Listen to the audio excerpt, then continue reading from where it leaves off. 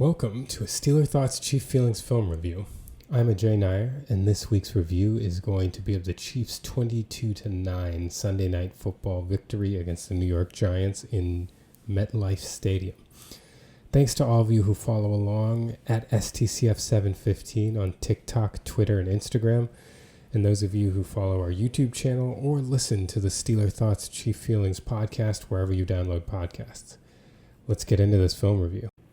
So let's pick things up in the first quarter. This is the Chiefs' first drive of the game. There's 6:09 to go in the first quarter in a 0-0 game, and the Chiefs are faced with a 2nd and 17 at their own 35-yard line. Patrick Mahomes is in the shotgun. He's got 3 to his right, Robert Tonyan on his left, sends Smith in motion to the right. There was a no-look pass over to Juju Smith-Schuster on a middle screen. Juju ends up breaking a tackle around the 45 and getting all the way into Giants territory around their 48 or 47-yard line. So let's take a look at what happened on this play. First of all, the Chiefs are in 11 personnel. That's one running back, Brashard Smith. Their one tight end is Robert Tonyan. And the 3 wide receivers are Tyquan Thornton at the point of the bunch, Hollywood Brown on the inside, and Juju Smith-Schuster on the outside. So the Chiefs have been running this kind of fake screen action, or this fake swing pass action a couple times already, and they would actually do it again later in this game.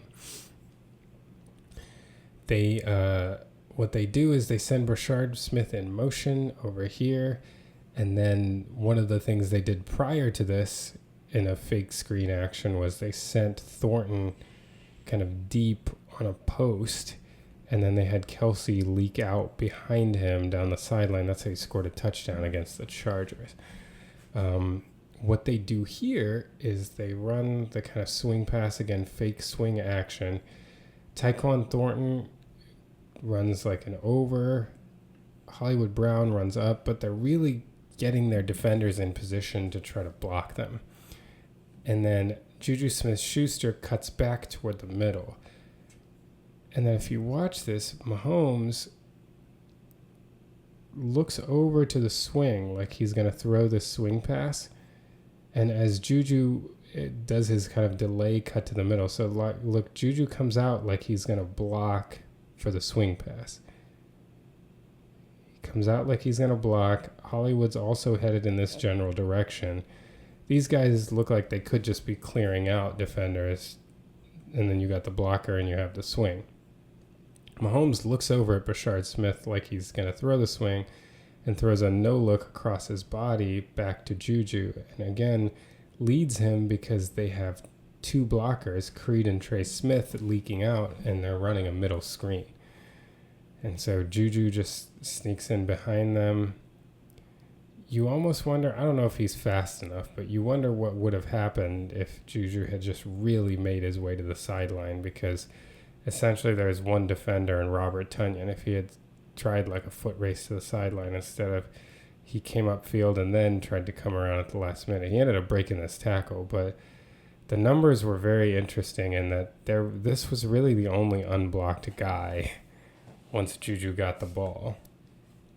So if there were a way if he had been able to just go straight to the sideline, or even, I don't know how plausible it would have been to cut this back, but things were very interesting numbers-wise. There was just one unblocked guy, and he managed to slow Juju enough that Abdul Carter was able to come around and make the tackle. But what a cool play design. Faking that, and then Juju just turning around. Mahomes with the no-look pass that led him right into the middle.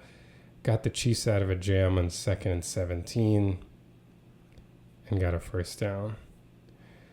You can kind of see it set up here. So Trey and Creed are double teaming Dexter Lawrence, and then Creed just kind of sheds him, lets him go free. Lawrence is none the wiser. He has run a swim move, so he kind of thinks he's gotten through. Creed and Trey happy to let him go. The timing is great. They double team Abdul Carter, and it's just 27. I will say a lot of credit to Tyquan Thornton blocking downfield. He blocked his man here, and then as Juju came back, Thornton tried to find work again. big gain of 18. But really cool play design on the first drive for the Chiefs. Getting them out of that 2nd and 17 jam. As we've been discussing on the Steeler Thoughts Chief Feeling podcast, Patrick Mahomes has been talking a lot this offseason about returning to making tight window throws and pushing the ball down the field. That's something that was lacking in the Chiefs offense last year. And last year, for the first time, it really felt like some of it was due to Mahomes' tendencies, not just due to the wide receiver situation, like might have been more the case in 2023. Well, we saw some examples in film reviews of the preseason of this happening, and here we see it a lot in the Chiefs' 22-9 victory over the Giants on Sunday Night Football in Week 3. So let's take a look at some of these plays that illustrate how Mahomes has shown a newfound commitment to throwing the ball downfield and pushing the ball into tight windows. We're going to start with this play here from the first quarter, 5:29 to go in the first quarter of a 0-0 game. The Chiefs have the ball. This is their first drive of the game, and they have a 1st and 10 at the Giants' 47-yard line. Let's take a look at this play real quick, and then we can break it down. We've got Patrick Mahomes in the shotgun. He's got Kelce and Juju to his right, Thornton and Brown to his left, and then Thornton motions over to create a bunch to the right. Mahomes drops back in the gun and throws a deep pass down the right side that is just incomplete. It's caught by Thornton, but he couldn't get 2 feet in bounds. So let's take a look at what happened here. The Chiefs, as we noted, lined up in shotgun, and they're in 11 personnel, meaning they've got 1 running back, that's Isaiah Pacheco, and 1 tight end, that's Travis Kelce. The wide receivers are initially split with Juju tight to the right, Tyquan Thornton in the slot on the left, and then Hollywood Brown on the left end in a condensed split on the left side. Tyquan Thornton then motions over to the right side to form a bunch with Juju and Kelce. So they're going to run the following route combination. Out of the point of the bunch, Juju Smith-Schuster is going to come, and then he's going to run kind of a return route toward the middle of the field. Travis Kelce is going to come out toward the flat, and then Tyquan Thornton is going to come up and run a corner route. On the other side, Hollywood Brown is going to run a curl, and Isaiah Pacheco is going to run out to the flat. If you see the way that the Giants are defending this, they're just playing cover 1 man. So the way that they're lined up, you see they even have a man trailing Tyquan Thornton as he comes across, which is a pretty strong man indicator pre-snap. And then they kind of split up. They don't really do much of a switch release at all. So the guy who's lined up over Kelce stays with Kelce. The guy over Juju stays with Juju. The guy over Thornton stays with Thornton. You've got 1 deep safety here in the middle of the field. As they come out of the bunch and split up, you see it's just straight man coverage. And the safety stays in the middle of the field, leaving Thornton one-on-one on his corner pattern. And look at where Mahomes decides to throw this. Mahomes is loading up right here, and he's already ready to throw. Thornton has not left his break. He's not given any indication he's going to beat his man. That's good. That's an aggressive play from Mahomes here on first down. And really it's an indicative of the trust that he has in Tyquan Thornton. You know, in order to be able to make this throw on time, he's got to trust that he's going to win this route one-on-one. That if he has him in this position, he's deciding to throw before he knows what's going to happen. And that's important to know on these deep shots that are thrown in rhythm, and a reason why some of Mahomes' deep throws can look so far off. Because he's making a throw assuming a receiver is going to break his route off at a specific depth and at a specific angle. As you can see here, he's deciding to throw before he even knows how Thornton is going to break off this stem. So if a receiver breaks the route too deep or too shallow, it's going to look like the ball was way off. But ultimately, it's just a miscommunication between the quarterback and receiver. But when he decides to pull the trigger on the throw, you can tell the trust he has that Thornton is going to be where he needs him to be, and he was. Unfortunately, this ball is really tight to the sideline. Honestly, you know, it's asking a lot of a receiver, but if Thornton doesn't try to take this in stride, but instead plants his feet and tries to, make a toe tap catch on the sideline, I think he's able to make this catch in bounds. The ball is not so far out of bounds the way that it's thrown that it couldn't be caught in bounds. It's a tough catch. And part of the reason why it might be so tight to the sideline, if you can see with the pass rush, Creed Humphrey, which is rare for him, he gets beat pretty early, and his man comes around and actually gets right into Mahomes' throwing lane. So Mahomes isn't properly able to follow through on this throw. I mean, given the circumstances, it's a really good throw. And it's just unfortunate, like, Thornton tried to stop his foot right here, and he ends up maybe a foot out of bounds. So I really feel like if he was able to toe tap and lean, he probably could have caught this ball in bounds, although that's, it's a tough catch. It's asking a lot from a receiver. Now you can see the throw here from the end zone cam. There they send Thornton in motion, they get their man indicator, and then he goes. And you can see Mahomes sets up, and here's where he, the pocket is collapsing on him right in front. He's not quite able to follow through on this throw. But as we get to Thornton, you can see this ball it's not like it's thrown like way out of bounds. We've definitely seen receivers able to, instead of trying to catch this in stride, they just stick their feet down and lean out of bounds to try to make this catch. It would have been a really tough catch, but it's hard to place the ball better than that, and it's nearly impossible to place it better than that given the circumstances of not being able to follow through. Unfortunately, the Chiefs weren't able to complete that one, but it's a good indicator of what Mahomes' mindset would be tonight, and hopefully will be throughout the season going forward. We now jump ahead on the same drive. We've got a 2nd and 10 at the Giants' 36-yard line, still a 0-0 ball game toward the end of the first quarter, about 4 minutes to go in the quarter. So let's take a look at this play, and then we'll break it down. We've got Mahomes in the shotgun, Pacheco back there with him. He's got Kelsey motion to the left, so he's got a 2x2. He drops back in the gun, throws deep down the left sideline to Kelsey, and the ball falls harmlessly to the ground. So let's take a look at what happened on this play. So on this 2nd down play, the Chiefs are again in 11 personnel, meaning 1 running back, 1 tight end. That's Pacheco and Kelsey. On the left, you have Tyquan Thornton isolated over there. Juju Smith-Schuster is on the right in the slot. And on the far right, you've got Hollywood Brown. So first things to start, you're going to get Kelsey motioned over to the left. That brings the safety down. And again, you can see pre-snap, this again looks like man-to-man coverage with 1 deep safety. It looks like we've got man here, man on Pacheco, man. What the Chiefs are going to do from this, on the right side, you've got Juju with the slant and Hollywood with a backside dig.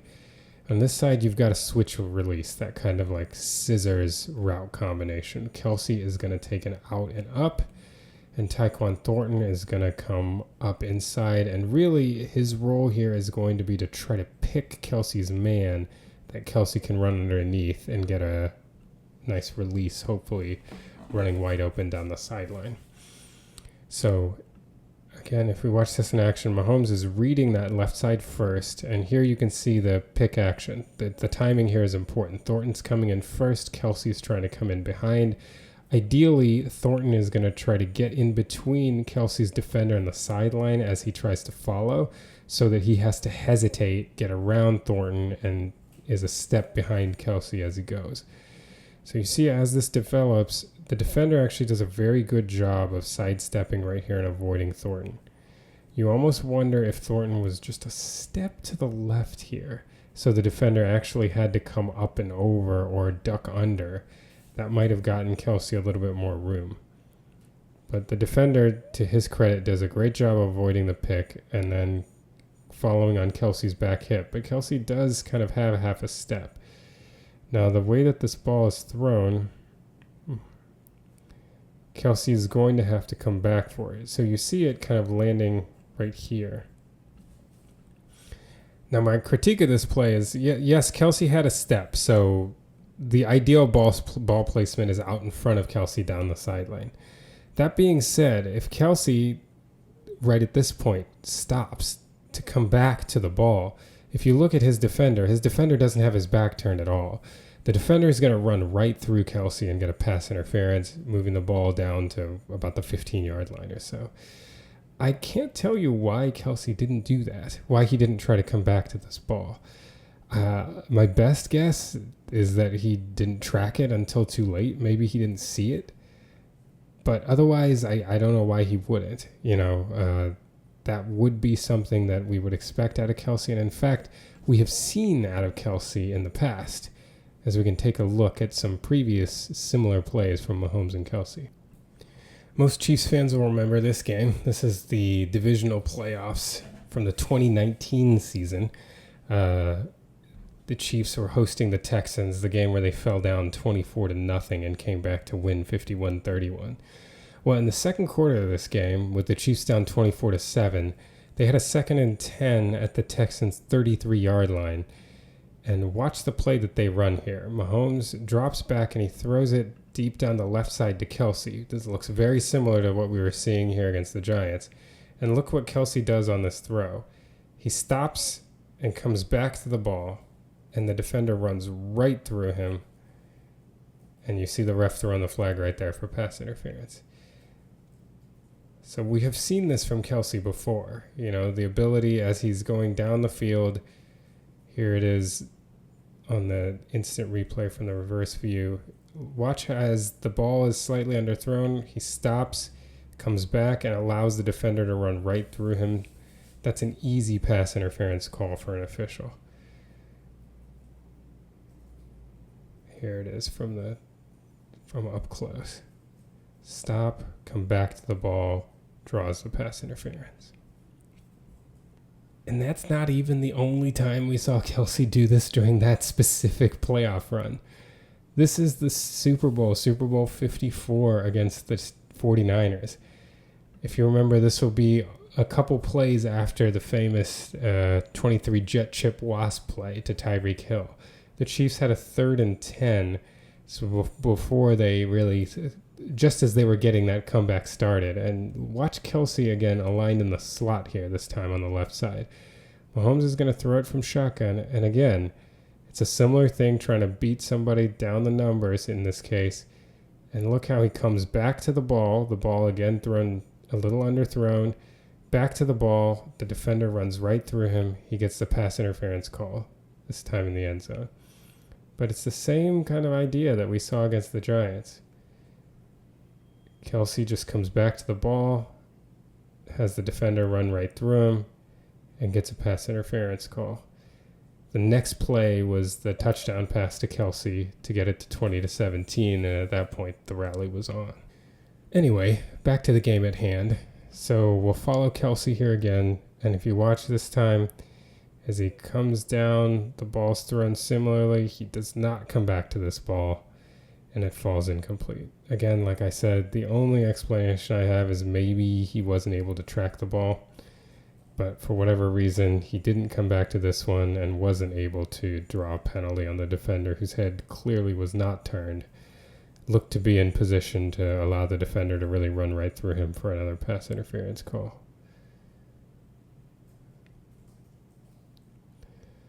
Overall, though, again, good to see Mahomes pushing the ball downfield, this time to Kelce. Even though it didn't connect, you see that intention really from the first drive of this game. So we now jump ahead toward the end of the second quarter. 33 seconds to go in the quarter, to be exact.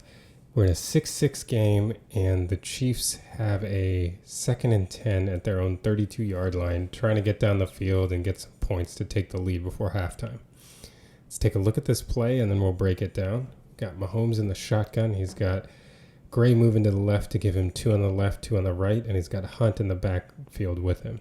He takes the snap, drops back, throws deep down the middle, and it's knocked down. Intended for Tyquan Thornton. So let's take a look at what happened on this specific play. So the Chiefs, again, this time are in 12 personnel. That's 1 running back and the 2 tight ends. There's Travis Kelce and Noah Gray. That gets you 12 personnel. Their 2 wide receivers are Tyquan Thornton on the outside and Hollywood Brown toward the left. Then in motion Noah Gray over to the left, bring him in offset, and then take the snap. The Giants here, if you see, they've got the 2 safeties back in a split safety look. but their corners are playing deep off coverage too, and they're actually running a pretty standard cover 4 here. In cover 4, you split the deep part of the field into fourths.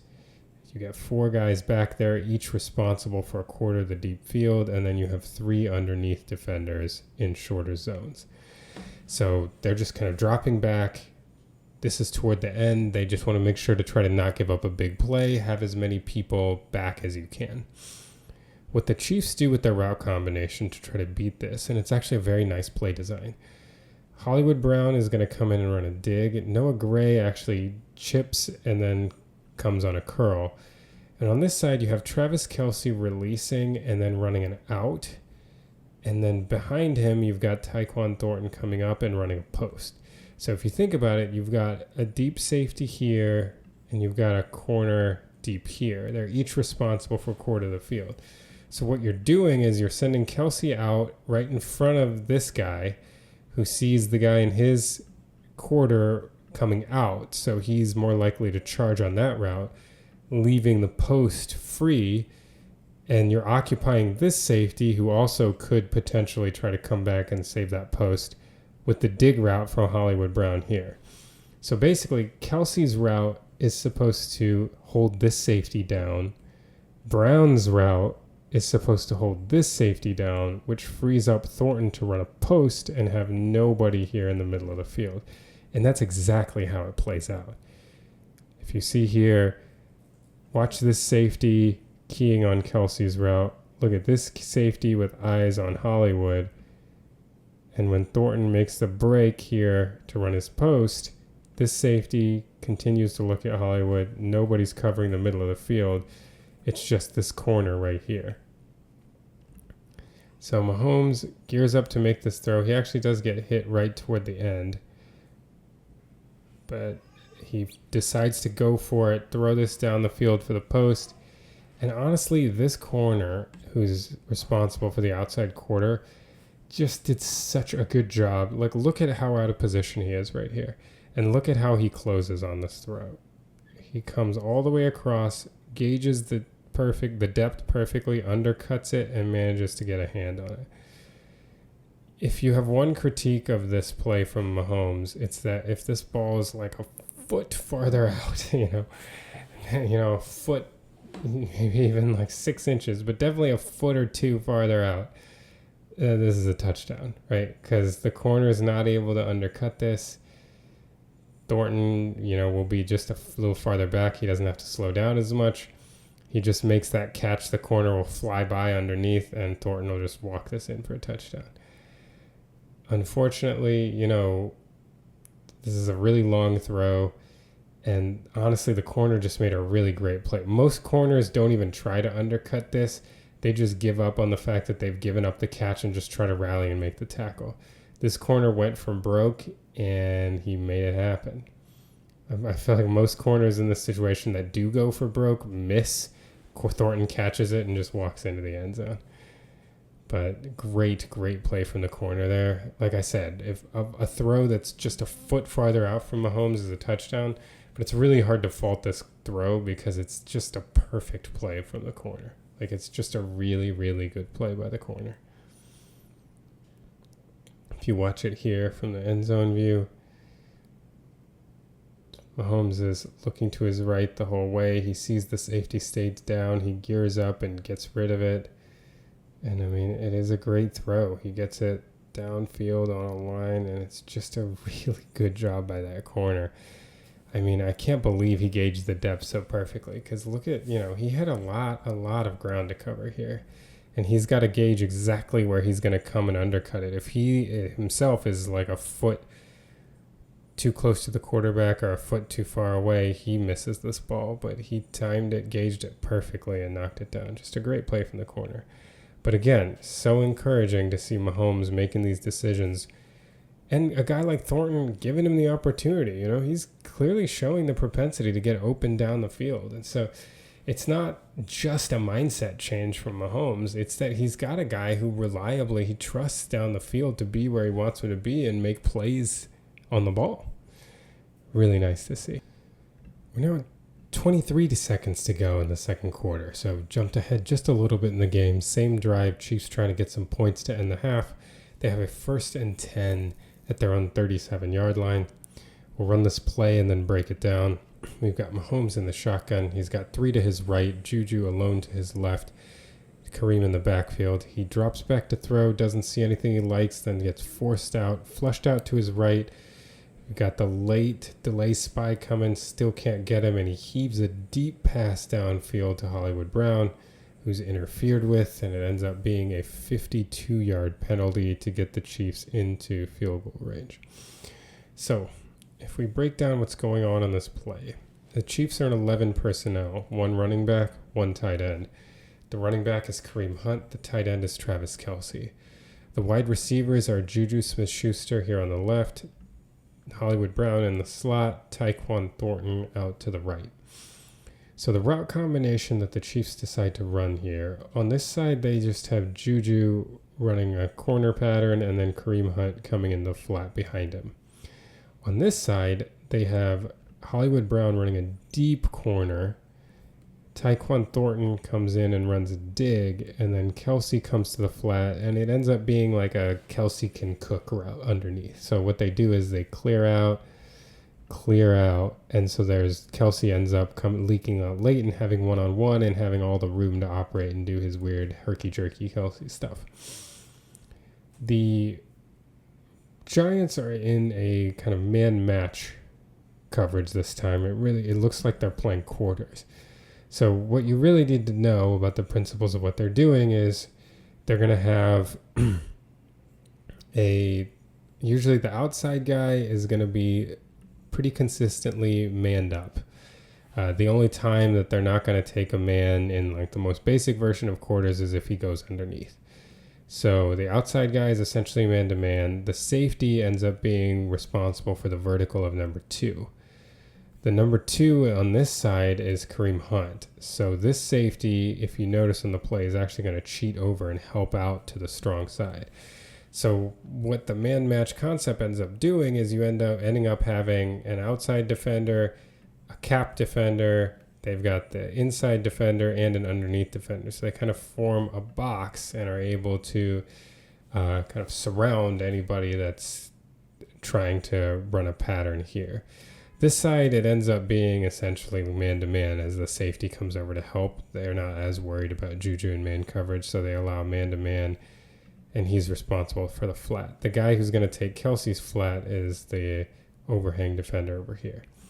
So as we watch this play out in action, so here you can see the box forming. 1, 2, 3, 4. They've got everything kind of capped. Hollywood is going to try to run out here. Thornton's going to run the dig underneath. Kelce comes out late. And what the Chiefs have done in the past in these situations is as everybody comes out deep, you kind of give Kelce the room to operate. Mahomes drops back and he looks for anything to pop open. And the thing that actually does pop open is Thornton's dig right here.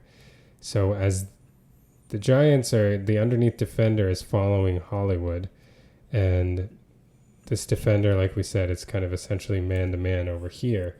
But oftentimes he'll have inside help, but they end up kind of working Hollywood's route and kind of forgetting the possibility of an in-breaking route underneath. And so Thornton comes in, and he's here. If Mahomes throws this dig, fires this dig right in here, that's a first down, and that's in Giants territory. It looks like by the time Thornton broke right there, Mahomes has turned over to look to see if Kelce is going to win. So Mahomes doesn't see him. He's looked over to Kelce, and then right about that moment, Trey Smith loses, and Mahomes gets pressure. So now all bets are off. He's got to just escape. So he manages to get away from this one. And then as the Giants were doing a lot of the night, and Collinsworth did a good job of breaking this down, they've got a 4-man rush. But essentially what they do is they have Abdul Carter kind of hang out as like a quarterback spy. So it drops into like a 3-man rush. And then when Mahomes tries to escape the pocket, Carter loops around and pressures him. This is something that, in general, sending kind of loopers to account for Mahomes' scramble has been pretty successful. The team that most commonly has had good results doing it against us is the Chargers. And Carter does that, but Mahomes manages to shake Carter as well and buy even more time.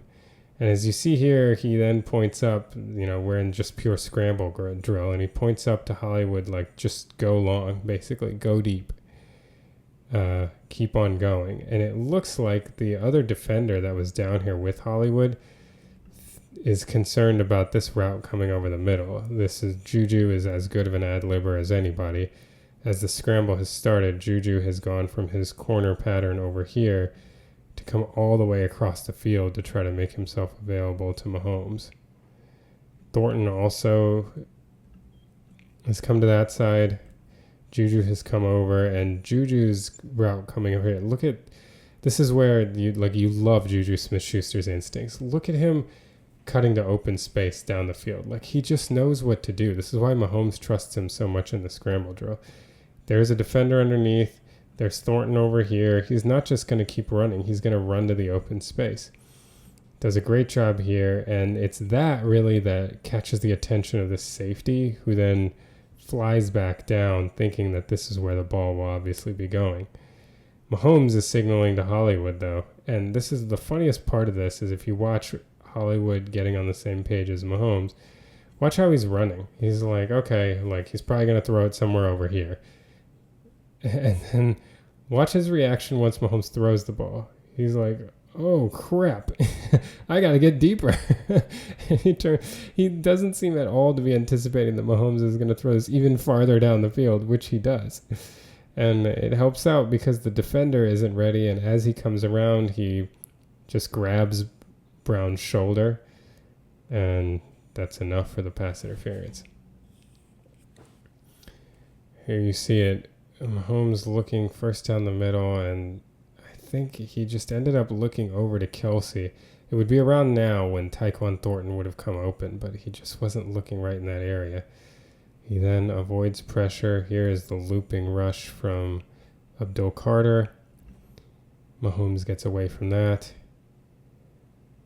and then heaves one deep.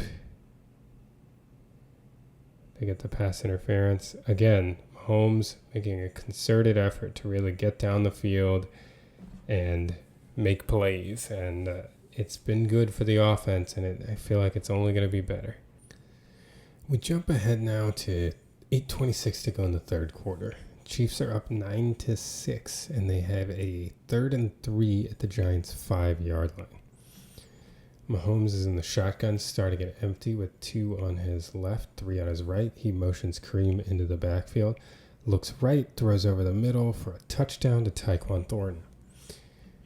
So let's take a look at what happened on this one. So the Chiefs are in 11 personnel. Their one running back is Kareem Hunt out here. The one tight end is Travis Kelce. And the 3 wide receivers are Hollywood Brown out to the left, Tyquan Thornton in the slot, and Juju Smith-Schuster on the slot on the right side. So after they motion Hunt in, the play combination is they're running kind of a pick play to try to get Kelce open in the flat initially. So Juju's going to come, and he's going to sit with Kelce going to the flat underneath him, with the hope being that Juju's able to get in the way of Kelce's defender, and Kelce might have a free release to the flat and be open there. Then on the other side, so after Hunt comes around, what Hunt's going to do is just come out to the flat underneath. Hollywood Brown releases wide and runs a fade, and Tyquan Thornton runs kind of a post route to the back of the end zone. So Mahomes looks right first. He looks at this pick play, and initially it actually, when he's looking at it, it looks okay. There's going to be a shot here. I think the reason he doesn't pull the trigger is he sees Kayvon Thibodeau jumping. Mahomes has had a lot of passes knocked out at the line of scrimmage this year. So he sees Thibodeau getting into the passing lane and thinks twice. Then he resets, looks over the middle, sees Thornton win on his release. He has won. It's a tight window, but Mahomes fires this in there for the touchdown. and the Chiefs get on the board. Well, the Chiefs were on the board, but the Chiefs get 6 for the first time in the game, first touchdown of the game. So again, he's looking right, and I should have mentioned, Kelce would have been capped pretty well. Like if Mahomes did throw this and get it past Thibodeau, the defender did get over the top, and we've seen Kelce has not been a huge yards after the catch guy this year, although he's been better than he was last year. But then what's important to me in this play is look at the window that Mahomes throws into. So he looks over to Kelce, looks back, and even though Thornton does, he got open off the release, 22 does a great job of closing on this. He makes this, even by the time Mahomes is throwing this is a tight window.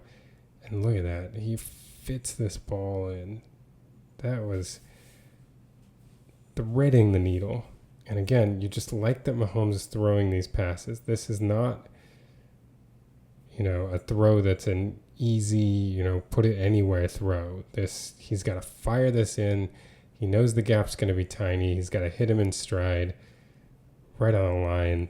That's the kind of throw that you want Patrick Mahomes to be confidently attempting. That's what Matty Lane of KCSN would call throwing with your chest. Just fire that ball in there, and when Mahomes is playing like that, the good risk-taking Mahomes, that's really when he's at his best.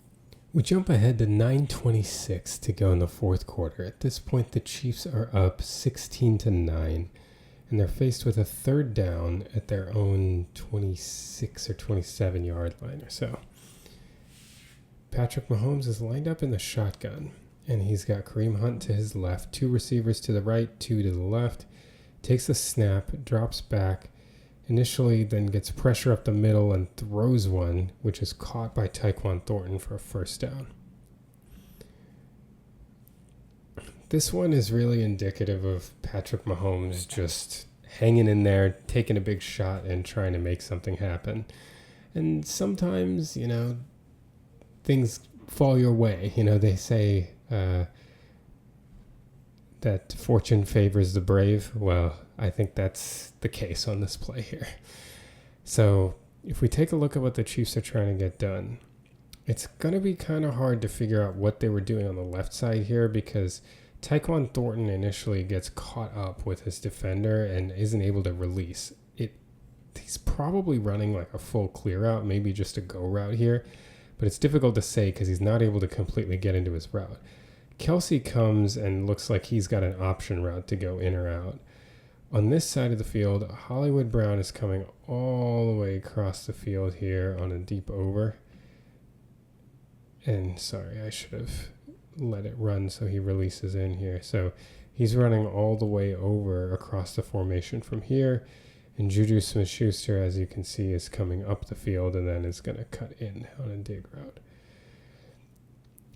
So what ends up happening here, the Giants are covering this man-to-man. They've got cover one man as they have for a lot of this game. You got one deep safety and everyone else is manned up. As you see, Thornton gets jammed in his release. And it looks like Mahomes is looking left initially. And he probably wants Kelce. As Kelce comes in through his option, he turns and Thornton's man runs right into Kelce. Their spacing is completely off because Thornton got jammed so much at the line. And what ends up happening is there's like a natural pick occurs. This is a completely unintentional pick that sets Thornton free right here.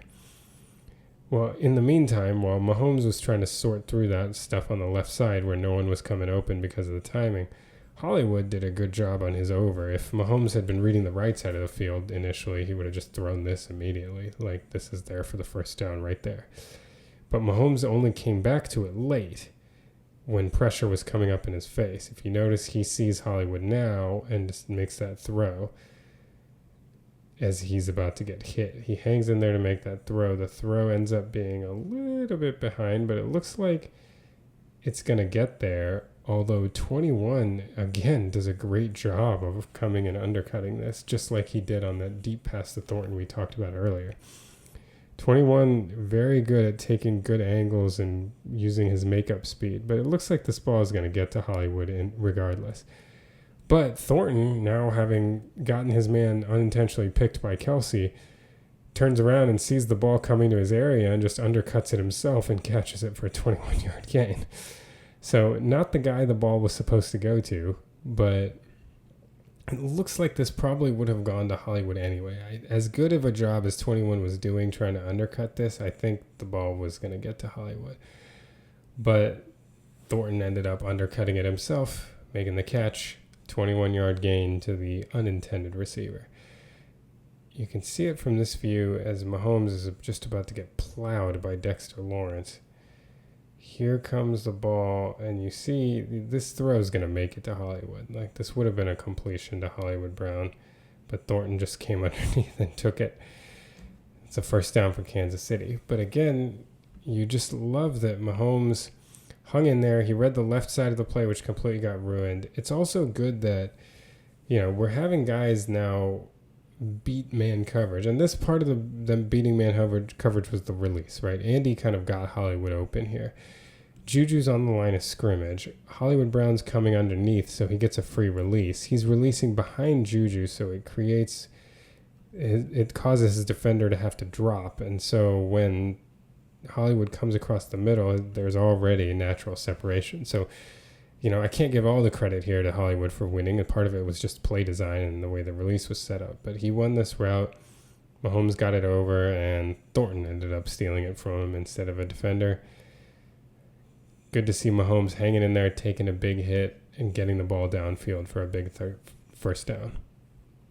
Now that play might remind you, if you go back into your memory bank, to 2018 when the Chiefs played a game in Foxborough against the Patriots. The Chiefs at the time were undefeated, 5-0.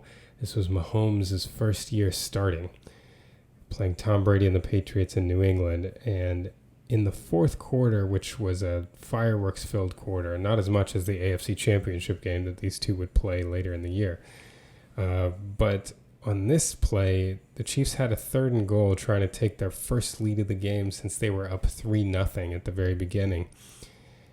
And Mahomes, they were trying to run a play to get Kareem Hunt open out into the flat. And this is kind of an Andy Reid special, where against man coverage, they send routes in this direction and let the back release, usually through the B gap, going the other way to create traffic for his defender and try to get him open. His defender actually did a good job navigating everything, and Mahomes, I think, was fading back and hoping that Hunt would turn this up. But Hunt kept running it flat along the line of scrimmage, and so it would have been incomplete, except that Tyreek Hill was also in the back of the end zone and slid underneath it to make the catch for the touchdown. And seeing Tyquan Thornton come up with this pass in the Giants game, here we'll watch Hunt again, releasing out there. Mahomes threw it to allow him to fade back, and Hill ended up coming and making the catch right there. To be fair, Mahomes, when asked about it in the press conference after the game, they asked him, was that pass intended for Hunt or for Hill? I think he said something to the extent of, a magician never reveals his tricks. But that play, seeing Thornton take that pass intended for Brown, reminded me of that play back from 2018 when it looked like it was supposed to be a touchdown to Hunt that was going to miss, and Hill came in and cleaned it up to get the touchdown. Jump ahead to later in the same drive. Now with 7 minutes to go in the game, the Chiefs have a 2nd and 10 at around the 35-yard line of the Giants. Mahomes is in the shotgun. He's got Pacheco to his left, and he drops back and throws this deep down the numbers on the left side to Tyquan Thornton. Initially appeared to be caught for a touchdown. On replay review, it was found that the ball hit the ground as Thornton went to the ground, and so it was ruled an incomplete pass. But let's take a look at what's going on here on this one. So this is 12 personnel, 1 running back, 2 tight ends are Noah Gray and Travis Kelce, and the 2 wide receivers are Tyquan Thornton and Hollywood Brown, both in more condensed splits here. So what the Chiefs are going to do on this play, it's actually a bunch of fairly short route combinations. So Kelce is going to come and run a little out Brown looks like he was going to run an out and up, but kind of stopped the route pretty early into it. Gray also just kind of runs a curl, and then Thornton just runs a go down the numbers. The Giants are playing man-to-man. They're playing a cover one, but it's actually a pretty creative cover one. You know, your standard cover one is you're rushing 1, 2, 3, 4, and then you'll have one linebacker that's assigned to the running back, one linebacker that is going to be just a spot, like a robber in the middle of the field, and then everybody else, you're manned up. Usually you've got like your nickel or another linebacker manned up, and then there will be one guy deep. But watch what the Giants do here. It's not just your standard rush 4. They actually drop both of their ends. So Thibodeau just comes out, and he ends up being like this isn't Thibodeau, this is Brian Burns. I think I might have made that mistake earlier in the video too. For some reason, I've been calling Burns Thibodeau a lot. Brian Burns drops out, and he ends up being the quote-unquote robber defender, the guy in an underneath zone. Thibodeau also drops out, but he drops out to add a double team to Kelsey. So it's not just this guy guarding Kelsey. Kelsey is doubled up, and he realizes it immediately. They have man-to-man coverage here, man-to-man coverage here, man-to-man coverage here, and again, man-to-man coverage on the running back. But what they end up doing then is, since they've got the double here, I should rephrase that. They don't have man-to-man coverage on the running back because they've got the double on Kelsey. But everybody, look, you got man,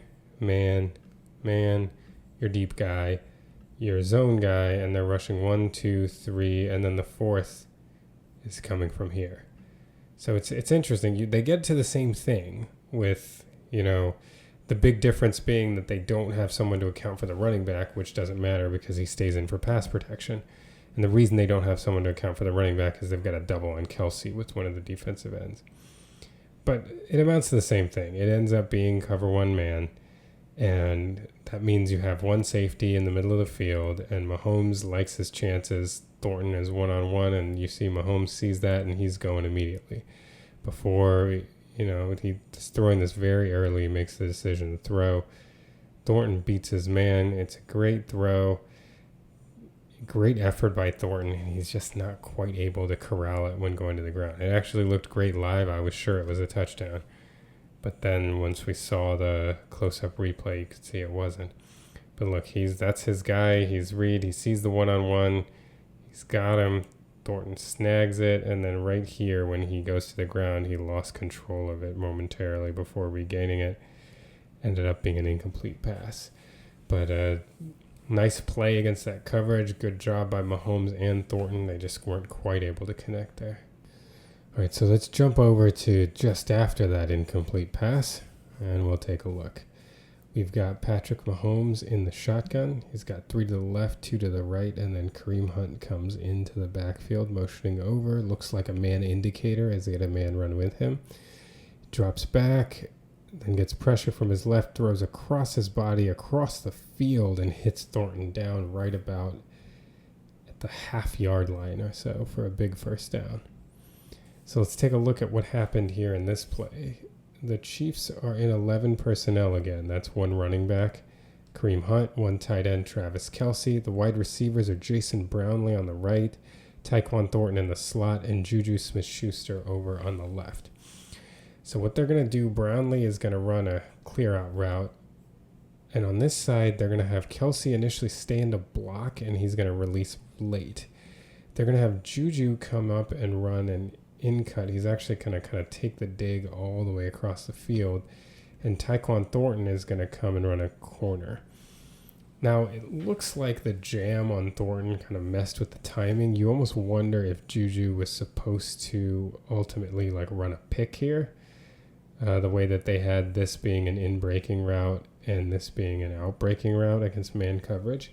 Because, again, this is cover one man from the Giants. But if you notice, Thornton gets jammed up here. He has to really fight through this release and doesn't come out to his corner really late. And he ends up so far inside, He's starting like running to the corner from the middle of the field, essentially. So it was a good job by the defender initially to disrupt the route, and a great job by Thornton just fighting through the contact and going for it anyway. Mahomes, because of that, has to wait longer on this route than he probably intended, and he ultimately rolls over as Kingsley loses on this one. Kingsley, who really had a good day overall, but he's contending with Abdul Carter, who's a fast rusher, an edge rusher who's playing on the interior on this play. Gets him with a nice spin move. Mahomes rolls to his right, and then Thornton starts breaking over to his left. And look at this throw. I feel like because of how nice of a catch Thornton made, I didn't realize until watching the film day after how great of a throw this was from Mahomes. Mahomes is rolling to his right, releases this from, a few yards to the right of the hash at about the 46.5 yard line. He throws across his body and across the field to the numbers on the other side, and Thornton makes the catch at about the 4 yard line or something. So we're talking about like 42 yards of distance just straight down the field, and then from, let's see exactly where he was when he released it. From to the right of the right hash, all the way over to the numbers on the other side. Whew. And going the other direction, too, throwing across your body. It's not like he had, like, his feet behind him. He was winding up and going forward. I mean, he was going forward, but to his right, throwing back to his left. That's, my gosh, that's a great throw. And, again, it's just... he's got a guy that he can trust. That's really what it comes down to. Thornton is clearly a guy that he trusts. Thornton has to adjust to this ball. It's not an easy catch. And it's such a luxury for a quarterback when you're throwing a deep ball and you don't have to hit the guy in stride for it to be completed. That's really what the problem was with guys like Mecole Hardman, for example, is that in order for a deep pass to Hardman to be completed, essentially Mahomes had to hit him in stride.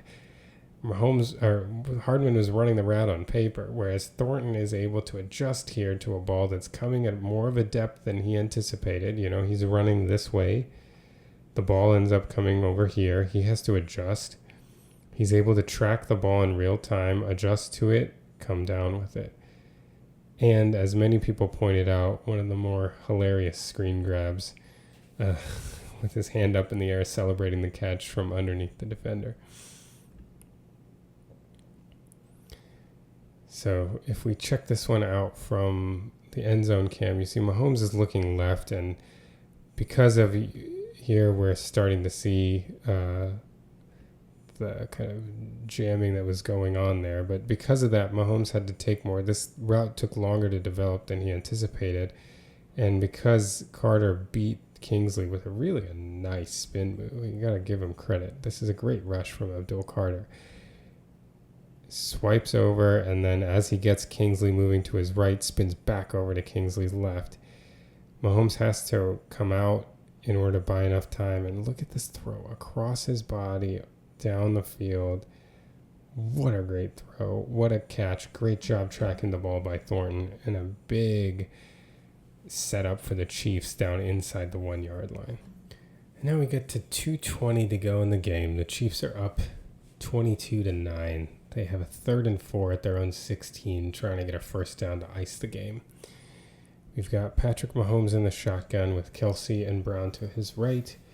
He's got Thornton and Juju his left. Juju motions over to the right. There's Hunt in the backfield. Mahomes fakes a handoff and rolls right. Throws a deep shot across the field. It is broken up by number 21 again, intended for Hollywood Brown. So what happened on this one? We've got Juju motioning over. So the Chiefs essentially go for the kill shot here to try to end the game. They go deep. Their route combination, they've got Thornton running an in-cut. Juju is coming up and running out. And they've got, as they roll the pocket to the right, they've got Hollywood Brown running a deep over toward the left. The Giants are playing man coverage. So as this goes, everybody's manned up. And they have a deep safety over the top. And so essentially Mahomes on this rollout has a decision about, he doesn't even really think about scrambling, which is something that you could have seen him do at another time. I feel like, he has this one defender here, Juju right here. He's got to make to the 20-yard line. So that is, scrambling is something that you could have seen him do at some point. But in this one, he's got the confidence and he's ready. You can see his mindset. He wants to go for the deep shot. And I think part of the reason is that he's got the safety over here on this side. He knows the route is ultimately going in that direction. And he has to make the decision to throw it pretty early.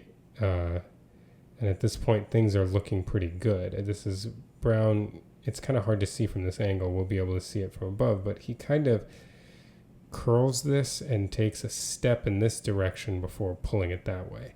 So you can tell what he's doing a little more by how the safety is reacting here. The safety is opening up toward the sideline because that's the way that Brown is starting to run this route. So the idea is he's like, bring it here and then coming back over. And you can see it fools the safety entirely. The safety has to wheel back around. Unfortunately, it doesn't fool the corner whatsoever. So even though it looks good right here that he's going to come back over, as Mahomes is going to throw it, once he does, the corner is just there step for step. Essentially, that false move and back just gave the corner a little bit of extra time to come catch up with him. And he's ready to undercut. 21 did a really good job playing deep balls in this game. And so he's there the whole way, and Brown is not really able to fight for this ball. He's just lucky that 21 didn't intercept it. But again, from Mahomes' perspective, when he's making this decision to throw, he doesn't have all this information, right? He's hitching back, trusting his guy who has won the first part of the route. It's just that this move that he pulls right here is not enough to convince 21 that he has to change his trajectory. If he got 21 to mirror, then he would have popped open going this way. But 21 just keeps it this way the whole way, so he allows the movement and just stays with it. Maybe part of the reason is because he knows he has a safety over the top.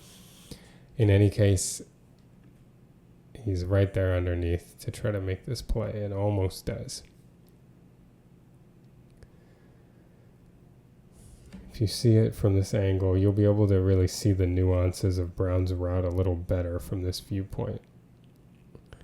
So he releases inside. He's got the leverage he wants because he ultimately is going to break that way. But as you can see, he's starting to drive in this direction, and you can see the safety responding by coming in this direction. So he's driving over to his right, and the hope is to get the corner to mirror and try to continue. But if you notice, the corner stays to his inside, and then as he comes back, the corner is just right there underneath it, and is almost able to make the play for the interception. Again, I really feel like past Mahomes in previous, even earlier this year maybe, would have just seen this and just taken off toward the sideline, gained the 4 yards, and the game would have been over. But I like that he's trying this. Just go, trust your guys, try to make a play. It unfortunately looks like Hollywood may not be that guy down the field, but he's got that guy in Tyquan Thornton and Xavier Worthy, and at times, if you remember, Rashee Rice had shown some propensity to win down the field. He had 2 go routes, I remember, both against the Bengals, one at the end of the 23 season, and then one at the beginning of the 24 season, a touchdown. So he has some guys that are willing to and able to get some separation and make plays down the field. It looks like Hollywood Brown may not be at that. He may be at a different phase in his career where he's more of a short to intermediate guy now. But we'll see going forward. In any case, it's encouraging that Mahomes is really trying to push the ball down the field, trying to push the ball into tight windows, and it's prognostically very good for how this year is going to turn out for him. A lot was made on the broadcast by Chris Collinsworth about how the Chiefs were really taking Malik Nabers out of the game. And that, really was seen in the stat line. Malik Nabers didn't have a catch until the game was essentially out of hand. He had 1 catch for 4 yards that came on their really kind of one of the last gasp drives. They weren't able to get him the ball a couple times. they did throw deep to him that were either incomplete or one was intercepted. So I thought we'd look into some of the coverages that the Chiefs were playing against Nabers. What was going on that was leading to this low stat line? Were the Chiefs doing anything exotic or anything special to try to take him away? And the first play that we're going to look at is going to come from the first drive that the Giants had. This was with 10:25 to go in the first quarter, 0-0 game. It's the first drive of the game. And the Giants have a 3rd and 11 at the Chiefs' 35 or 36-yard line or so. We've got Malik Nabers lined up right here. So let's take a look at what happens on this play, and then we'll break it down. So Wilson's in the shotgun. He's got 3 to his right, and then the tight end moves over to make it a 2-by-2 formation. One running back with him in the backfield. He drops back to throw, looks to his right, and ends up dumping it off over the middle to Cam Skattebo for about a 4-yard gain.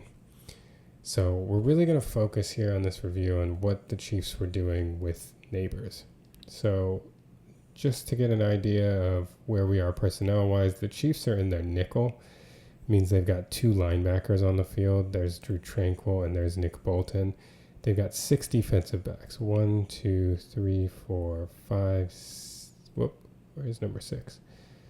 They've got 5 defensive backs. That's a nickel. So 1, 2, 3, 4, 5. We pointed at 2, 3, 4, 5. And then the 2 linebackers. The guy that they have lined up against Malik Nabers here is Trent McDuffie, who is by far the Chiefs' best cover defensive back.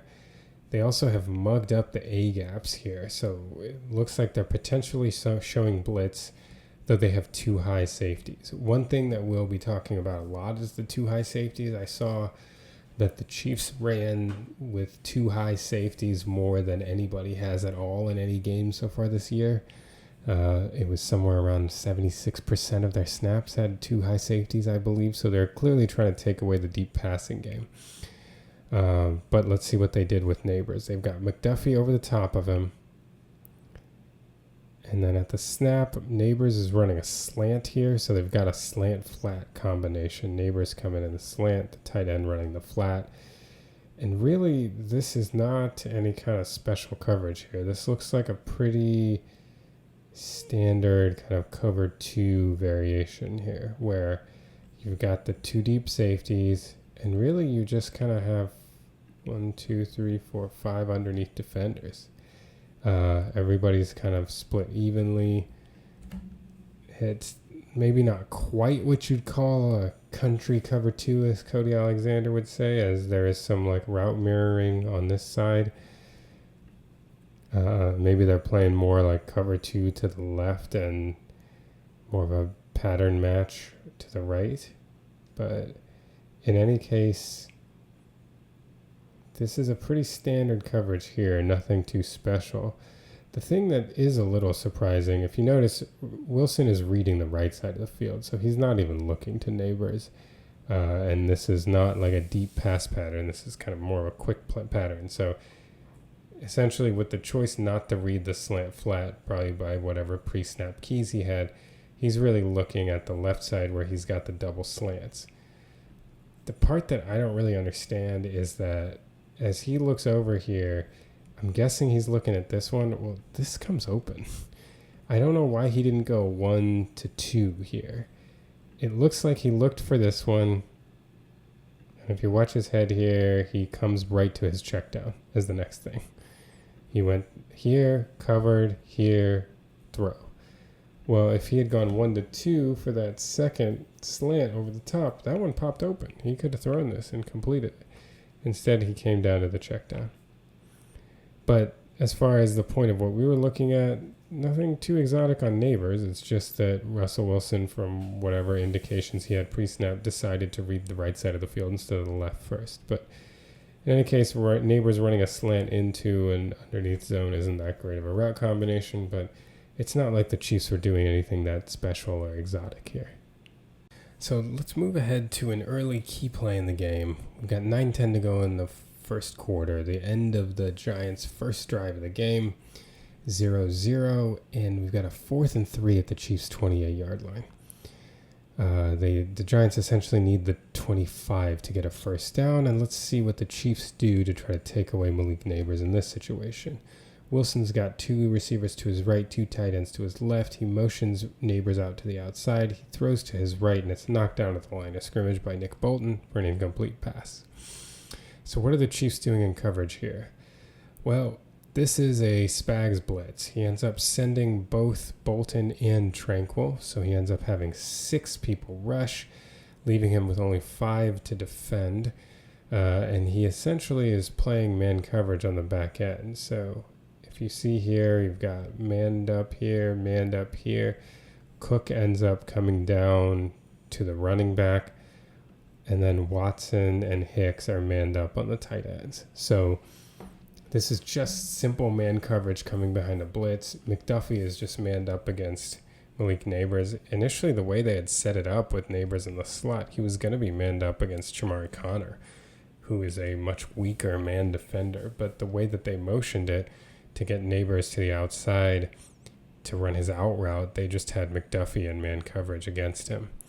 So, again, a big crucial play of the game. Nothing special going on here. Like, this was just man-to-man coverage, tight coverage. The reason, not that Nabers was open on this out, but Wilson had to go hot here because of the blitz. He liked the chances hitting his check down with the safety being the one responsible for him. Remember, he has to get here to the 25-yard line. But the blitzing Bolton ended up getting his hands up and knocking this down. But again, key play of the game, a 4th down. The Chiefs aren't doing anything special against Malik Nabers. They've just got him here in man coverage. He, like I said, is against their best corner, but that's because of the switch that the Giants made, motioning him out. They were willing to put him in man coverage against Shamari Connor on this play. So, again, big key play, still nothing too crazy as far as the way that the Chiefs are covering Nabers. Jump ahead again, this time to 1:17 to go in the first quarter. Shows this play kind of another critical play. It's a 3rd down. The Giants have a 3rd and about 5 at the Chiefs' 46-ish yard line, trying to keep a drive line down 3-0.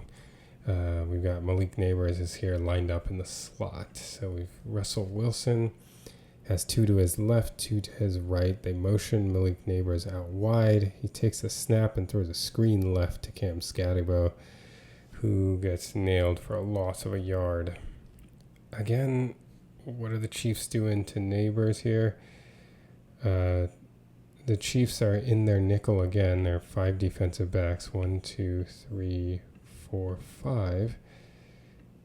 And they seem to be lined up again in man coverage. So if you look, it looks like the Chiefs are just playing cover 1 man here. Nothing too exotic. Bolton appears responsible for the running back. Tranquil. Well, really, it may be Tranquil who's responsible for the running back, and Bolton is just the robber underneath. Then you've got Hicks and McDuffie manned up over here. Watson, is that Connor over there manned up. Again, the Giants motion Nabers so that the outside corner would take him. But obviously the Giants are this is a screen pass for them. Then there's no chance of throwing this to Nabers. But again, on a big 3rd down, the Chiefs are just manned up with Malik Nabers. This time it's Jalen Watson, but they would have been just as happy with Shamari Connor in the slot. So, again, nothing special in this coverage here. The Chiefs are just running man-to-man with Nabers. This case, it's not a big deal at all because it ultimately is a screen pass, so they're not looking for him. But another key down, nothing special that the Chiefs seem to be doing to take Malik Nabers out of this game. We jump ahead now to the second quarter, 9:43 to go in the quarter. The Giants are down 6-0, and they've got a 1st and 10 at their own 26-yard line. Russell Wilson has 2 tight ends to his left, 2 receivers to his right. He's in the pistol with Cam Skattebo behind him. They motion Nabers out wide again, and Wilson tries to throw deep, but his arm is hit by Jalen Watson as he throws it forward. So it's an incomplete pass. So looking what the Chiefs are doing here, essentially they're going to rush 4 and they're going to blitz Jalen Watson off the corner. They're going to keep their too high structure and essentially run like they've got McDuffie is manned up on Nabers. They've clearly got some like pattern match concept here on the right because McDuffie's matched to Nabers. Tranquil is here looking for the flat, and then Shamari Connor is sitting up over the top of the number 2 wide receiver. So this looks like a kind of man match in the quarters family here. Bolton, as he IDs after the fake run, he comes up. He just goes back to try to look for any crossers or anything toward the middle of the field.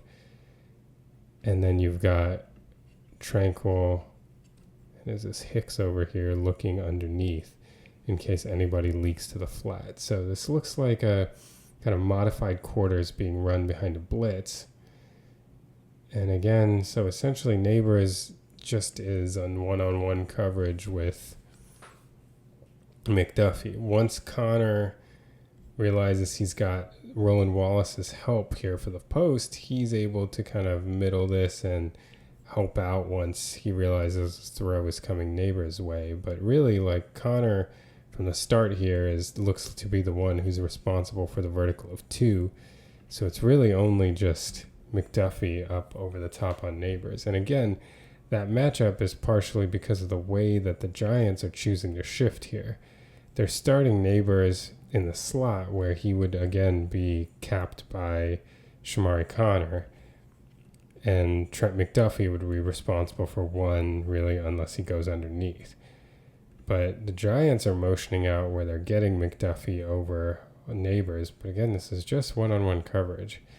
Who knows, maybe they would have been able to complete this pass. Wilson at this point was willing to go to Nabers, but the blitz, which is a real unfortunate situation for the Giants because they had 2 tight ends in here to block. They kept them both in kind of a max protect. They only sent 2 receivers out and then had the running back leak out late. So they're really going for a deep concept here, but having 2 tight ends to protect and the tight end doesn't identify Watson's blitz until too late. And so what's the point of keeping guys in to protect when they can't stop essentially giving up as close to a free runner as you can get while having someone trying to block you? He's able to get around, and Watson does a great job getting to Wilson's arm and preventing this from being an accurate throw. So we'll never really know what would have become of it. But again, nothing too exotic with the pressure on Nabers.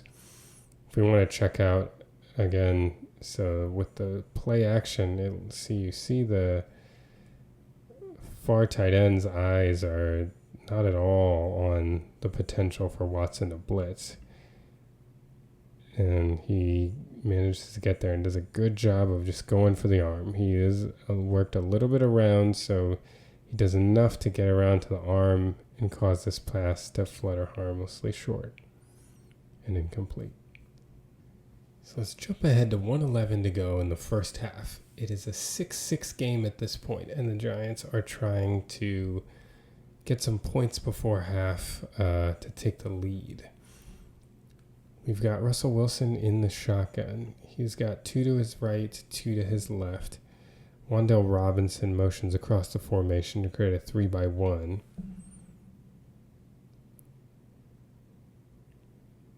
Wilson takes a snap, he drops back and throws deep left to Nabers, but again the ball falls harmlessly incomplete across the middle of the field, this time because of a hit from George Karlaftis. So again, we're looking into what are the Chiefs doing to take away Malik Nabers. Again, you see the split safeties. As we've mentioned, the Chiefs did that a lot during this game. They are again in nickel. You've got Tranquil and Bolton. This time Shamari Connor's here in the slot. It's like Jalen Watson and Trent McDuffie. And that looks like Cook and Hicks back there. And again, if you look at the Chiefs' coverage, this is a fairly straightforward, essentially looks like a cover 4, right?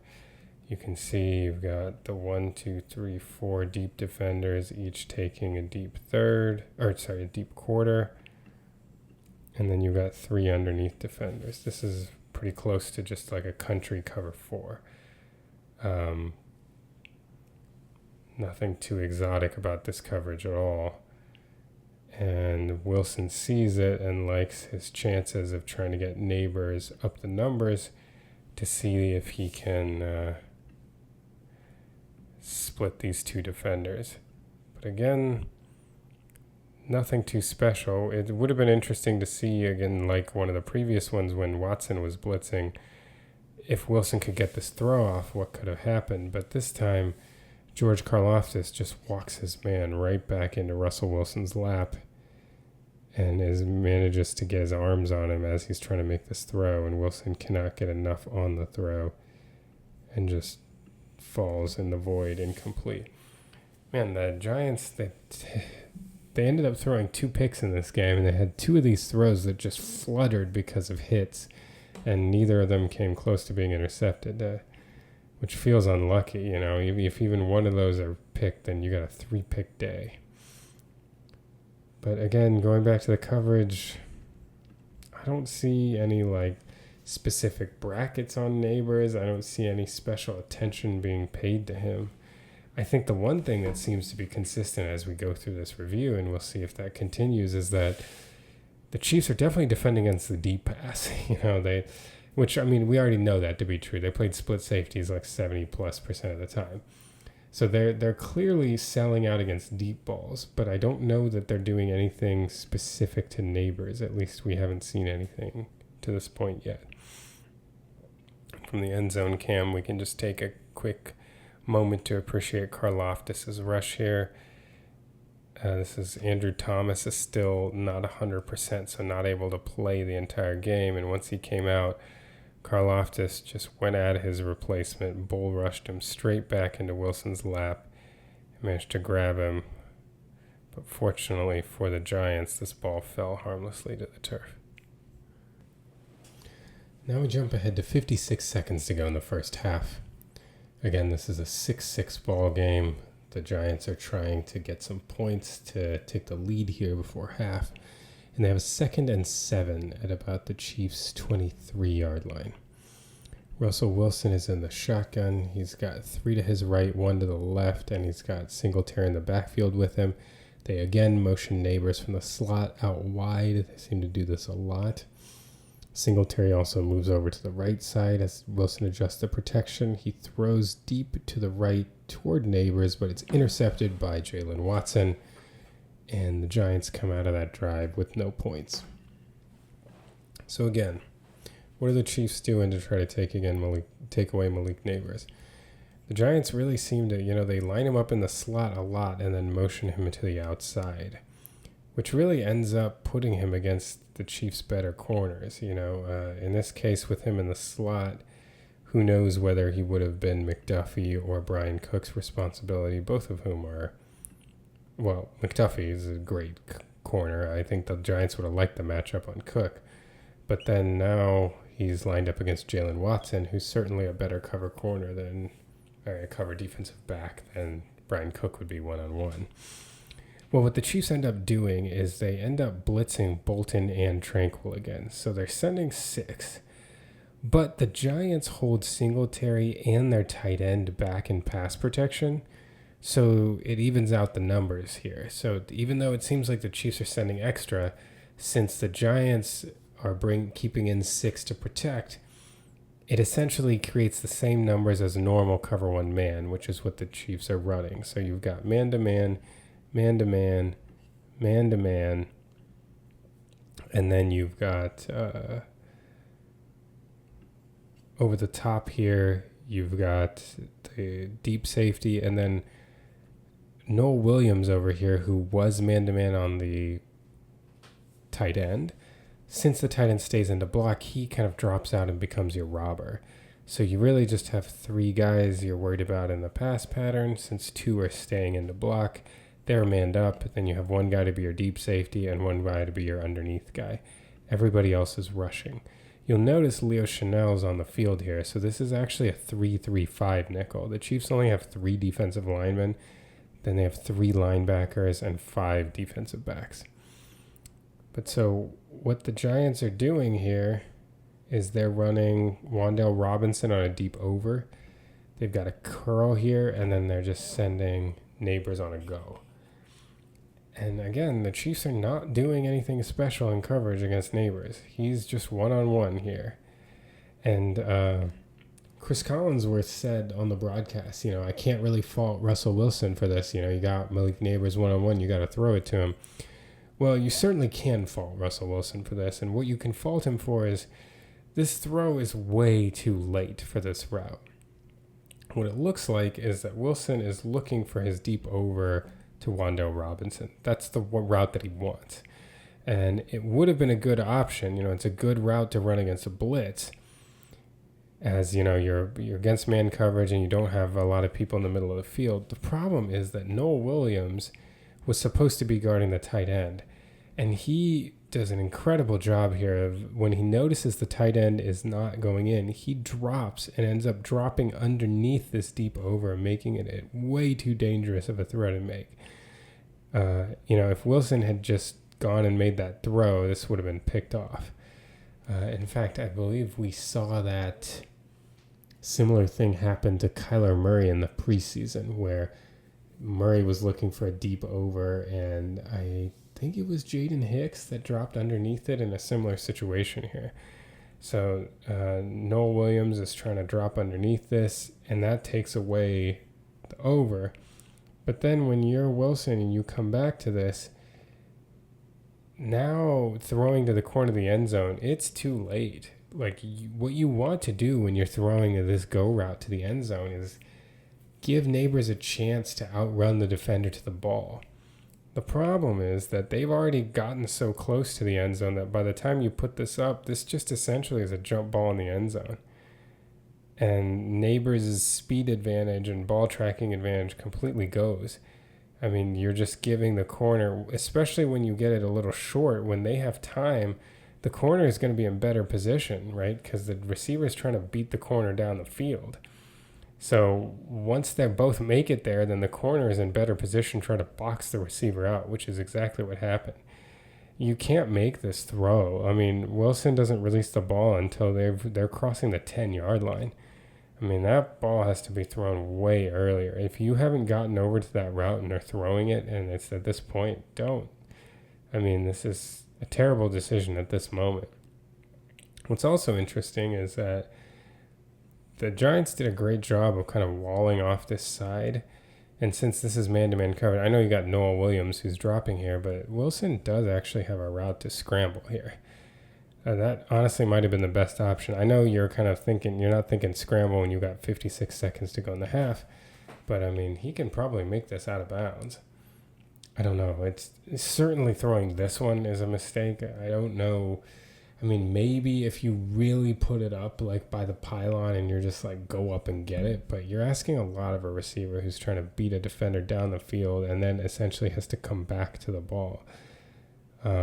Certainly think Nabers could have given a better effort than this, but he was put in a really tough spot here.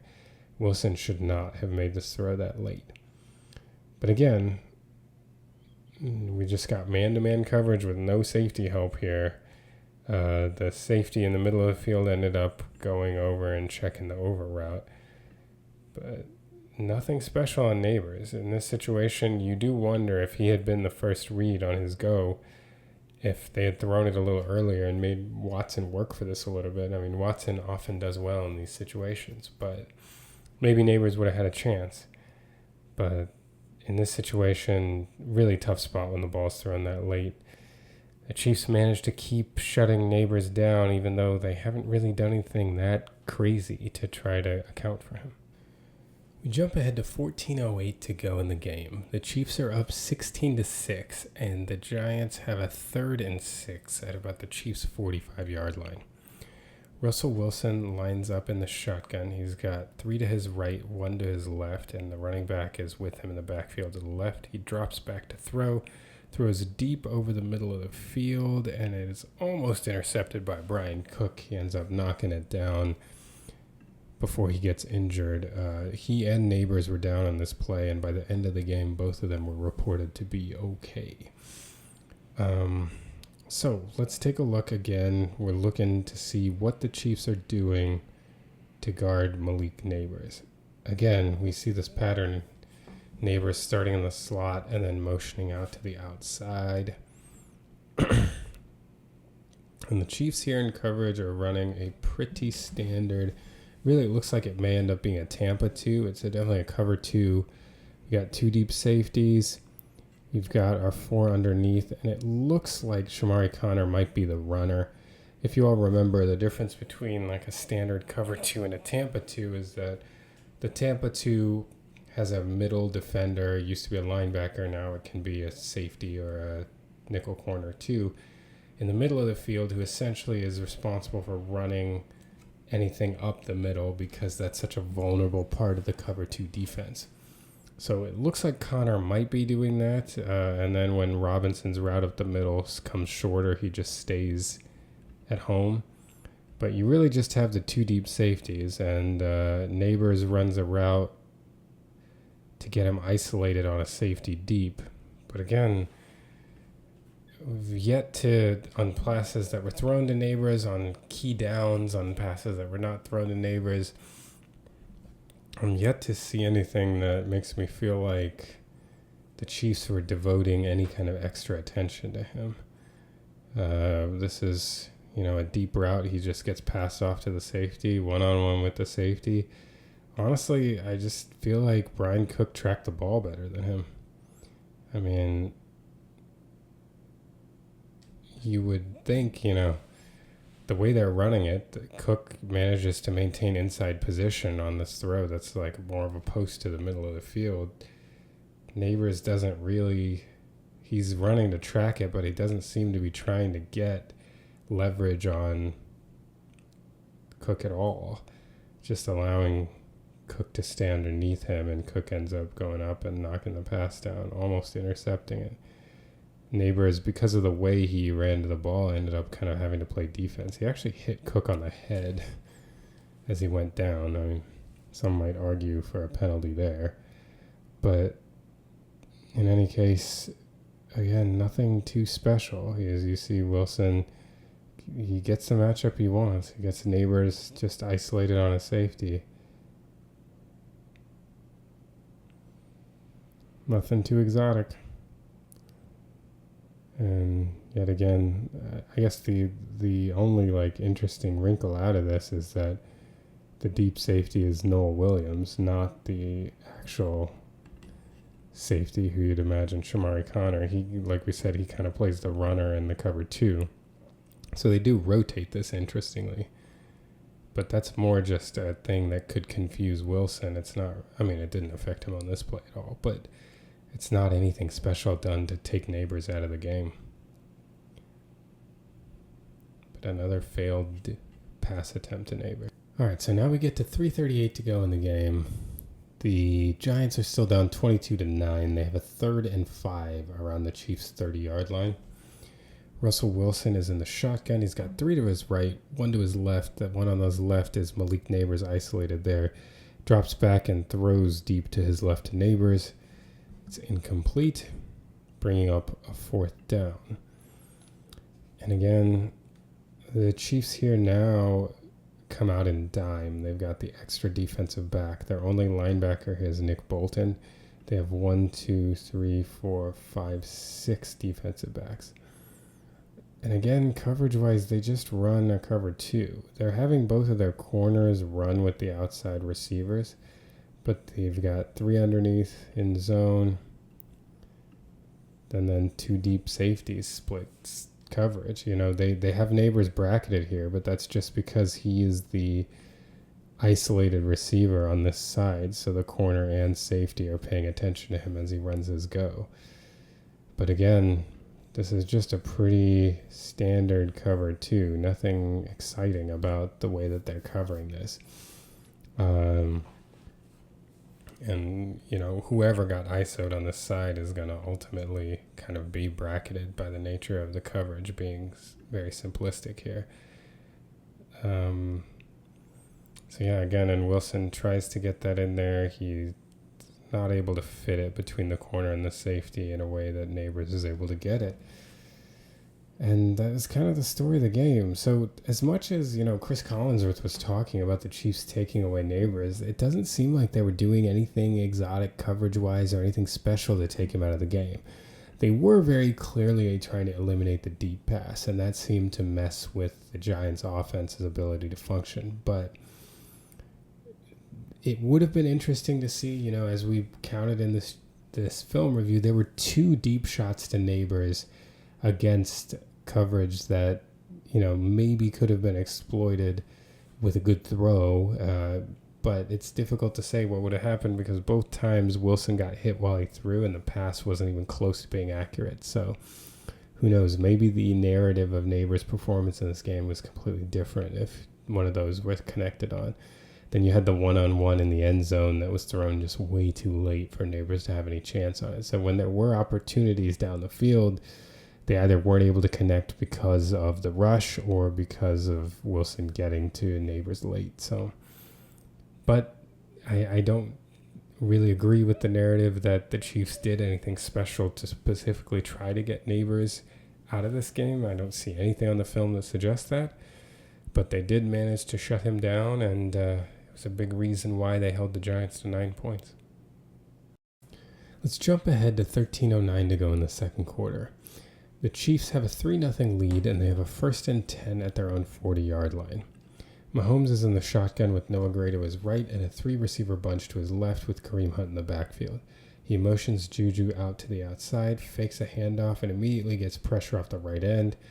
He's trying to find any room in the pocket, scrambles out to his right, and hits Juju Smith-Schuster for a big gain and a 1st down into Giants territory. So, taking a look at this play, the Chiefs are in their 11 personnel this time with Noah Gray as the tight end. They've got Kareem Hunt running back, Noah Gray tight end, 1 running back, 1 tight end, gets you 11 personnel. Juju motions out to the side. This is Tyquan Thornton and Hollywood Brown. So the Chiefs are sliding their line to the left and faking a handoff that way. Unfortunately, that leaves Noah Gray on the backside against Kayvon Thibodeau, which is what kind of blows this play up initially. But they're going up against the Giants, who are essentially running a cover 3. This is a fairly basic zone defense out of the Giants. And they're getting Hollywood Brown going across, Tyquan Thornton pushing vertical, and then Juju Smith-Schuster coming on an over route behind. And it's unfortunate that Mahomes gets that early pressure because these kind of come open. You look Hollywood Brown, if Mahomes has room, he could get a throw here. Juju comes even more wide open across the middle between the layers of the defense. But unfortunately, as we see from the beginning, Thibodeau's a lot for Noah Gray to handle one-on-one. And so Mahomes hits the back of his drop and immediately is trying to get in position to prevent Thibodeau from taking his head off. Kingsley peels back and comes over to help. Mahomes then up in the middle starts facing pressure and does a good job of sidestepping. And when he can finally get his head up, as always, is Juju Smith-Schuster that has made himself available. Now, as I said, Juju popped open pretty early on this play, but as he comes across the middle here, he does a good job of keeping his eyes on Mahomes and kind of throttling down his route. He knows there's nobody around him, so he just hangs out. No need to drift too far. He even, if you see here, takes a peek, looking around, making sure there's nobody that he hasn't accounted for that's around here. So he takes a peek and he just makes himself available. When Mahomes finally has enough daylight to get his head up, he sees Juju hanging out there, throws it over to him. It's just such a great connection that the two of them have. Juju is so reliable.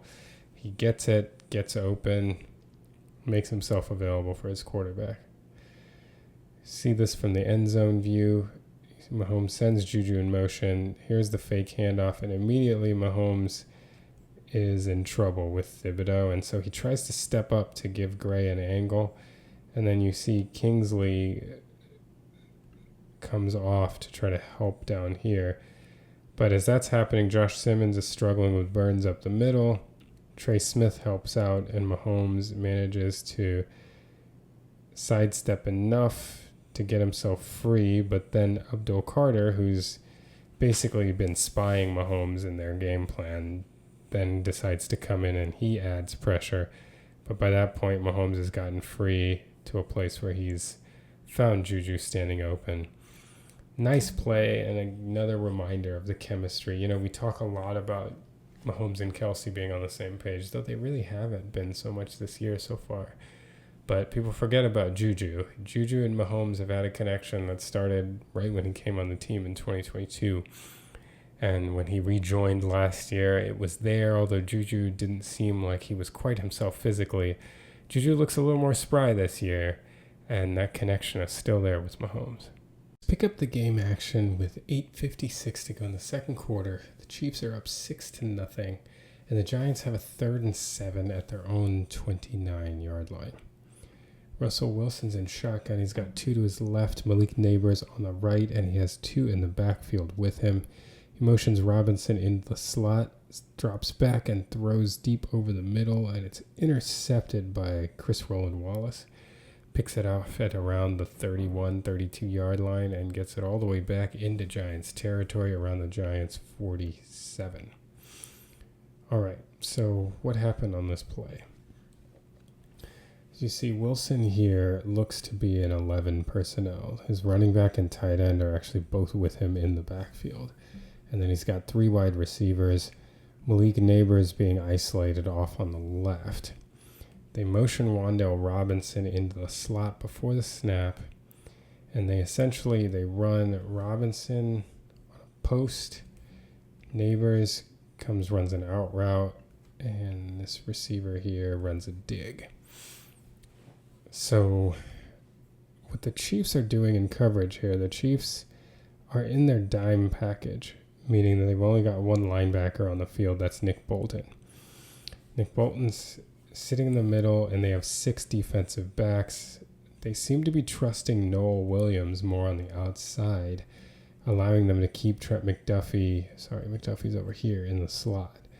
So McDuffie, Watson, and Roland Wallace are over here, and they've got Connor, Hicks, and Noel Williams here. And essentially what they're doing is they're playing triangles on both sides. So they're running a man-match concept here, and they're capping the deep routes with the safety, and the corner is taking outside, and the slot man is taking inside. So they kind of have everything surrounded. On this side, it's a 2 receiver set. So when you've got 2, essentially the outside guy is responsible for the outside corner, is responsible for number 1. Number 2's vertical, the safety is taking, and anything inside is being taken by the nickel or the slot guy. Here, there's only one guy. Malik Nabers is isolated over here, so you've got basically 3 surrounding him. As they go into their route combinations, what it looks like what happens is Russell Wilson is reading the post from Robinson, and since he knows Robinson is going to be running back here, he's looking at Shamari Connor. And Connor doesn't have the depth and isn't on his horse to come back and be involved in a throw here. So Wilson seems to read Connor and decide, I got this. I can throw this out to Robinson. The problem is that Roland Wallace, who is responsible for the vertical of Robinson in this coverage, he is looking back the entire time. And if this were a more typical cover 2, it's possible that Roland Wallace would just pass this off to Shamari Connor. If Connor had depth, Roland Wallace sees that Wan'Dale is running through his zone into Shamari Connor's zone. that might be the case, but this is much more of a man-match concept. So Roland Wallace isn't going to so easily pass off this route unless they've communicated. And it looks like Shamari Connor doesn't seem interested in doing anything except completing the triangle over Malik Nabers. And you see that mirrored over here. Chris Roland Wallace also, at this point, is just sticking to Wan'Dale Robinson. So it doesn't look like they had any intent of passing this off, whereas that's what Wilson seemed to assume was happening. And when he saw that Robinson was running that way and Connor didn't look like he had enough depth that Robinson run by him, he let this go, thinking that he would be able to get over the top of Connor without realizing that Chris Roland Wallace would just continue with it and undercut it for the interception. From the end zone view, you can see Wilson looking down the field, thinks he can get it over Connor's head. Didn't at all seem to be anticipating that Chris Roland Wallace would just run with this route the entire way and make the interception. Great play, big turnover. Unfortunately, the Chiefs were not able to capitalize with points. Now we jump to 1:49 to go in the second quarter. The Giants are down 6-0. And they have a 1st and 10 at the Chiefs' 13-yard line. Got Russell Wilson under center. Skattebo is behind him. He's got a tight end and 2 receivers to the right, 1 receiver to the left. Gives the handoff to Skattebo, goes right up the middle, cuts left, is tripped up, but manages to maintain his balance enough to get into the end zone. Okay, so let's see what happens on this play. Essentially, what the Giants do is they have a series of double teams to start. So they're going to double team both of the Chiefs' defensive tackles. Double team here and double team there. Watch that come into fruition. And then Ashton Gelati gets single teamed here. They have the fullback coming out to block right here on the edge because we have the tackle here doubling. So with the tackle doubling here on the D tackle, in order to maintain a good block on the edge, they bring the fullback, or I guess I should call it the H-back here, the tight end. And then they also have a fake reverse action to try to hold an extra defender. So once they get the double teams, they try to clear out the defensive tackles and come up right behind. The thing that the Chiefs did that was surprising here is that nobody at all covered the left-sided A-gap. So it's clearly some kind of mistake here. So see, when you get this double, and maybe we should run this over to, we'll break it down more from the end zone view. But essentially, you have Charles Omenihu setting the edge over here and taking on the block of the fullback. But Drew Tranquil kind of wraps around and becomes somewhat redundant by my view. I understand Hicks here as trying to maintain contain in case they actually hand this off to Wan'Dale Robinson. So you see Hicks maintaining contain, but not sure why Tranquil didn't fill this A-gap and instead came around, as we already have an unblocked Omenihu here to take on the H-back right there. And what ends up happening is this left-sided A-gap is wide open. So Skattebo just scampers right through it.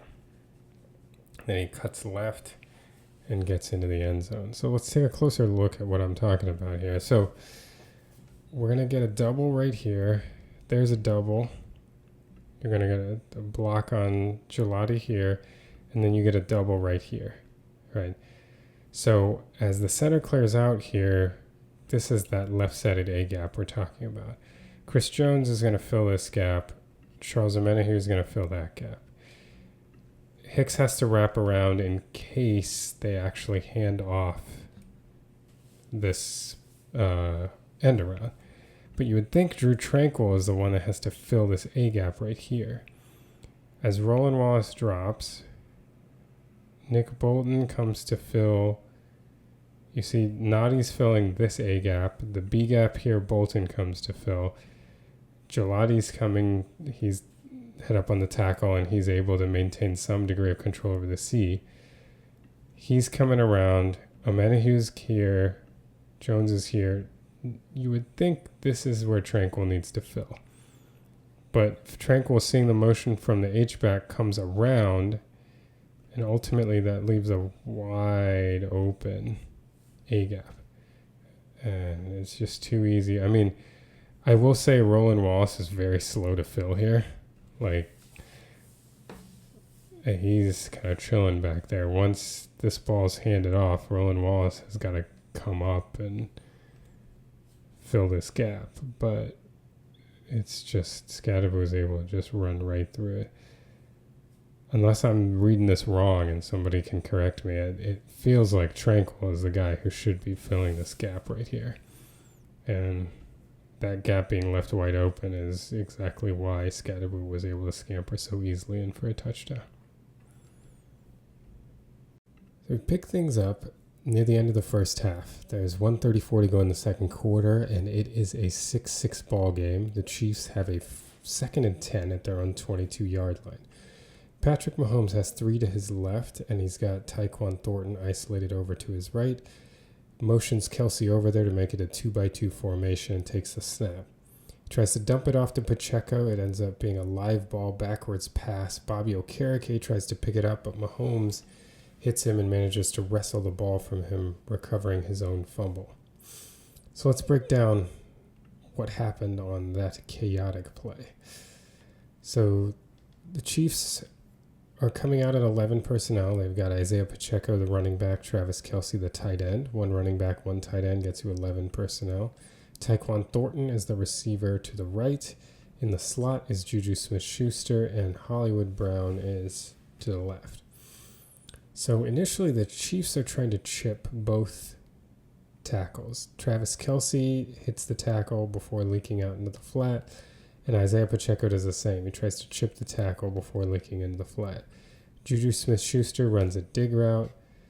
Hollywood Brown runs an out, and Tyquan Thornton runs an out on the other side. So when Mahomes takes the snap, the first thing is that, occasionally chips are not as effective because they end up kind of messing with the timing of the tackle and the space depending on how hard the players chipped and where they hit them to. This play definitely seems like it's a little bit doomed from the start from Joshua Simmons' perspective. Brian Burns gets a quick first step and gets to his outside shoulder pretty fast. You wonder if part of that reason is Simmons knowing he's got the chip there, so he can't really set as wide as he wants to because he knows there's a guy coming on his outside shoulder. It's kind of what I mean by the chip having the potential to disrupt an offensive tackle's work. Pacheco then makes his chip, and that kind of brings Burns back toward the middle, but by this point, Burns has gotten so deep and collapsed the pocket so much, Mahomes is getting really compressed. At the same time, Trace Smith is struggling with his rush as well. He's getting beaten to the outside, so Mahomes is feeling the collapse on both sides. At this point, he just decides to dump it off where he knows his running back is going to be, but in this case, the running back is not there.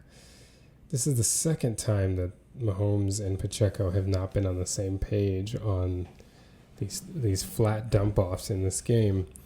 Mahomes has done this before, he kind of goes out and just knows where Pacheco's going to be, so he blindly kind of tosses it out there. But this is very strange. If we look at Pacheco, when he comes out of this chip, one would expect him to turn over his right shoulder, back towards Mahomes, so that he's facing forward, the opponent's end zone, and then come out to the flat, probably drifting upward in this direction. But Pacheco actually turns over the opposite shoulder. After the chip, he turns over his left shoulder so that he is facing his own end zone and then is drifting up, basically away, farther back toward his own end zone.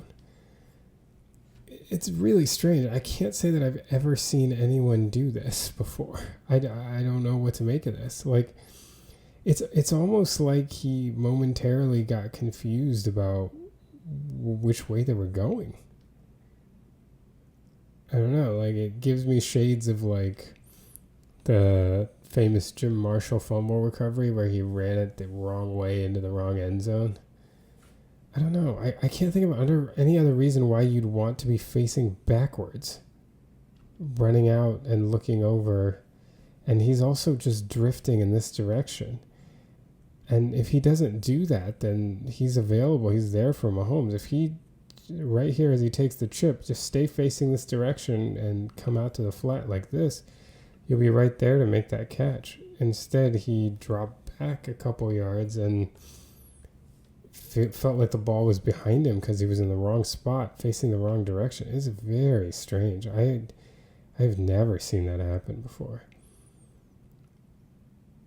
A lot of people got frustrated online that, Chris Collinsworth was pointing out how amazing it was that Mahomes recovered this fumble. And, I think he already has a reputation of being very pro Mahomes, although Chiefs fans don't really think so. So that kind of shows you how you want an announcer to be really heavily influences how you see the announcer, because Chiefs fans certainly don't think of him as a pro-Chiefs player or pro-Chiefs announcer. But I agree with Collinsworth here. I think what the biggest criticism is that people are saying, well, Mahomes caused the fumble in the first place, which, yes, he blindly threw a backwards pass, but Pacheco is not doing what he's supposed to be doing. I don't understand what he's doing. I would love to get an explanation. Honestly, we're at the point where the only thing that makes sense to me off the top of my head is that he literally accidentally thought they were going the other direction for a moment. He almost had like a short circuit and thought they were going the other way. Otherwise, I don't understand what he's doing. But so, yes, but let's start at this moment in time. Patrick Mahomes is back here in the pocket. The ball's on the ground. It's a live ball. Pacheco's not able to recover it. Mahomes gets on his horse and gets over there, and then a linebacker is trying to scoop and score, and he hits the linebacker and out-muscles him for the ball. So yes, I accept any criticism you may have for this part of the play when Mahomes throws this backwards pass blindly. I tend to give him a little less criticism because I think who would ever predict Pacheco doing what he did on this play? But from that point, one has to concede this is pretty amazing. I mean, just a quarterback winning a battle for a ball from a linebacker by itself is amazing. The fact that it's Bobby Okereke, who's one of the better linebackers in this league, adds to it. And the fact that Okereke, clearly picked up the ball. It's not like Mahomes and him were even just equally fighting for it. Okereke had it, and Mahomes basically took it from him. That is pretty impressive. Even if you want to say that Mahomes shouldn't have been in that position in the first place. That's fair. You may put more of the blame of that first part on him than I do, but I have to he did throw a blind backwards pass, and they had already failed to complete one. You might think he'd be a little more worried about the second one. The other piece that I didn't mention is it's too bad the pressure got in early because Juju sheds his defender and gets wide open in the middle of the field. So he probably would have caught this and been able to turn up field for another 10 yards or so before he got tackled. So it's pretty unfortunate that the pressure got there so early and forced Mahomes to dump this off. And you can see the pressure here.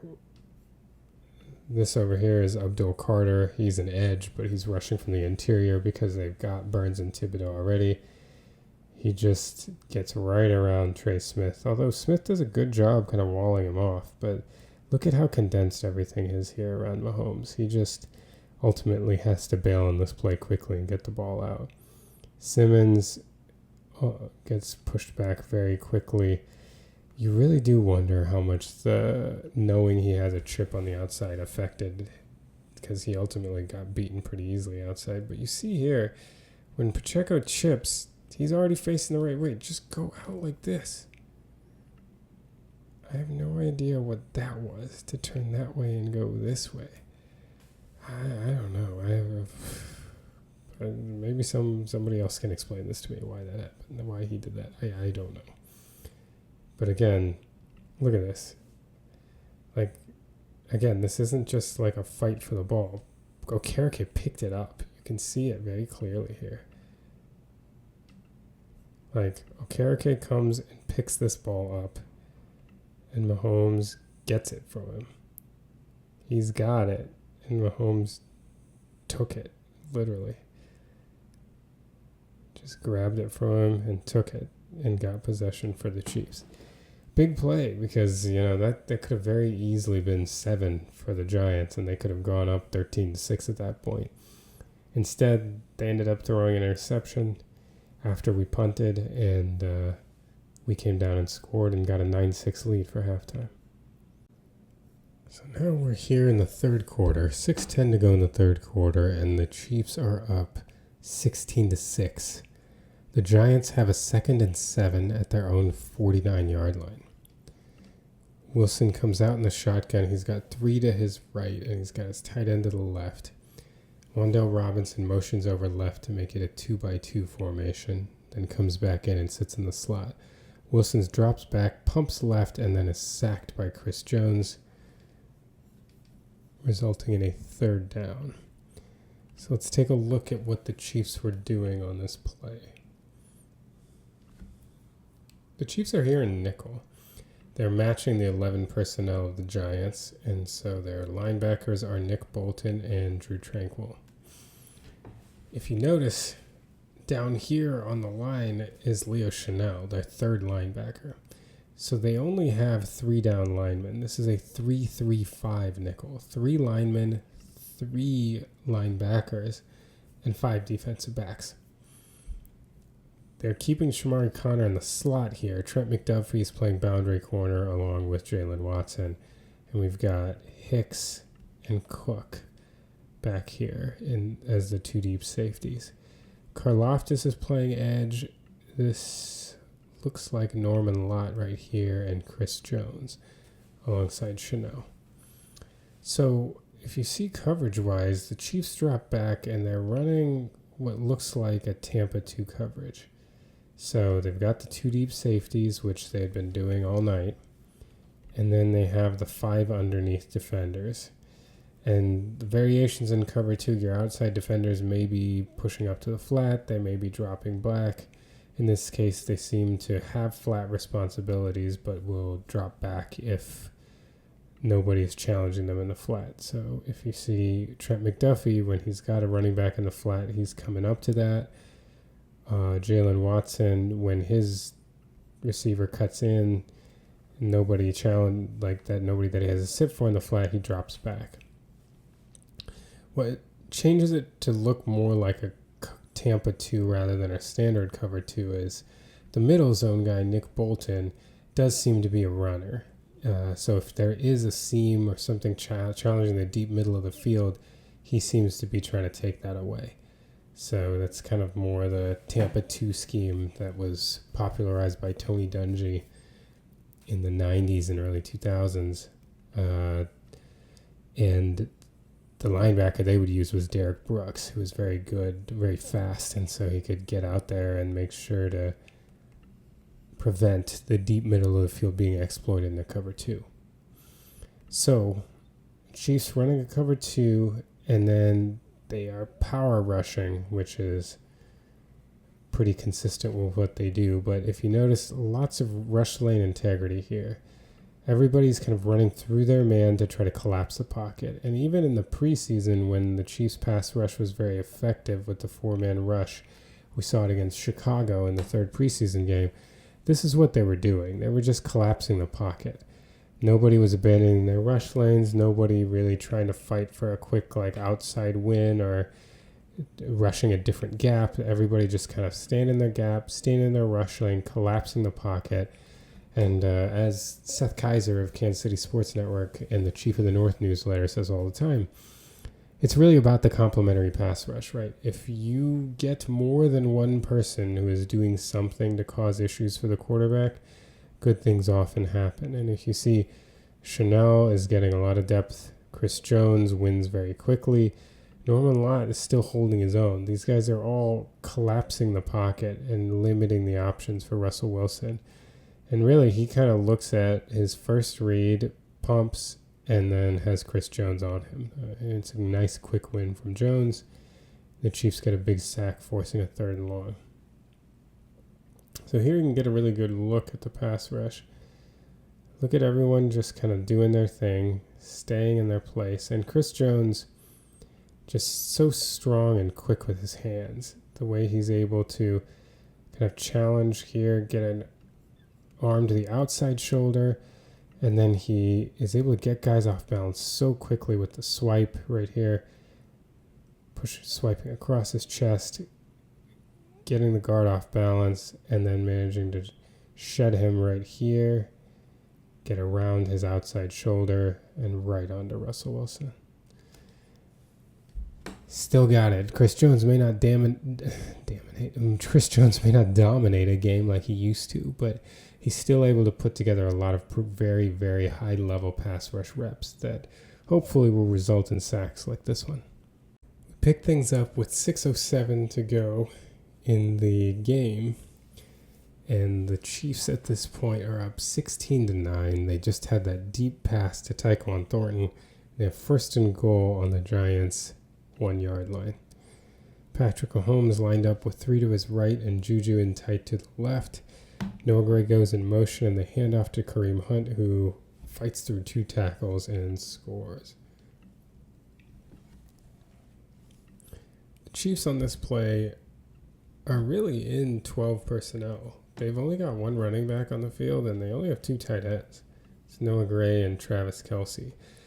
Juju is lined up as in tight as a tight end. He's 1 wide receiver, and Tyquan Thornton is lined up as the other wide receiver. So that they're not really in as jumbo of a package as you see a lot of times from the Chiefs. They'll either have 12 personnel where they bring in a tackle instead of a tight end to have like an eligible tackle, or they like to go 13 personnel in this situation and swap out either Juju or Thornton for another tight end. But in this case, they just went with 12 personnel.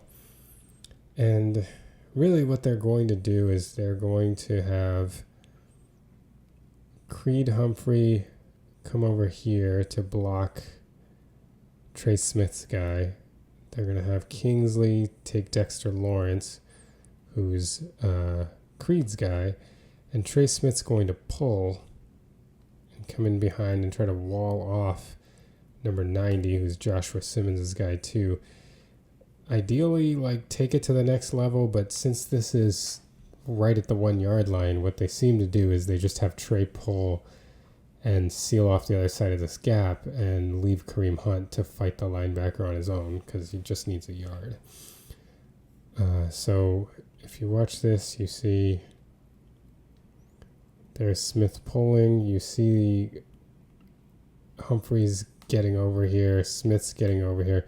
Juwan Taylor with his inside hand is helping out to make sure that this D tackle here isn't able to completely blow up the play as Creed's trying to get over to him. So Taylor does a good job of, on the backside, of kind of helping out on this guy and then swinging over and making sure the guy that he's supposed to block has a long enough path that he's not going to be able to be involved in the play. Over here then, you see Gray's motion helps to bring number 8 and have him going the other way. You see Trey pull and see he seals right here. Instead of coming up to the backer, he seals right here. So he and Suama Taia are creating the hole that Hunt is going to try to sliver to. And remember, Suama Taia is coming across and he's blocking Dexter Lawrence, who many people consider the best defensive tackle in the game right now. He comes across, seals him off, and then Trey seals the other side. Hunt has a little sliver to knife through, and he doesn't have any help with the linebacker. He has to take on the backer himself. Gets low, keeps his feet moving, always had that great contact balance, and is able to push it into the end zone for a touchdown. So again, from this view, basically with Trey pulling and coming over here, 98 is the guy that is, his responsibility is vacated. So Creed is going to come over here.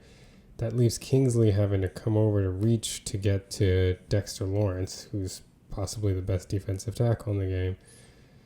I feel like in other circumstances, you would just have Trey come up and get the linebacker and have Simmons seal it here. But I wonder if one of the reasons they don't do that is just because of how close they are to the goal line already. So here comes Trey. He's just looking to open up this hole. Kingsley's holding his own. It's not a big gap, but Kareem Hunt does a great job making himself skinny and fitting through the gap. Takes the linebacker on head on and gets into the end zone for the touchdown.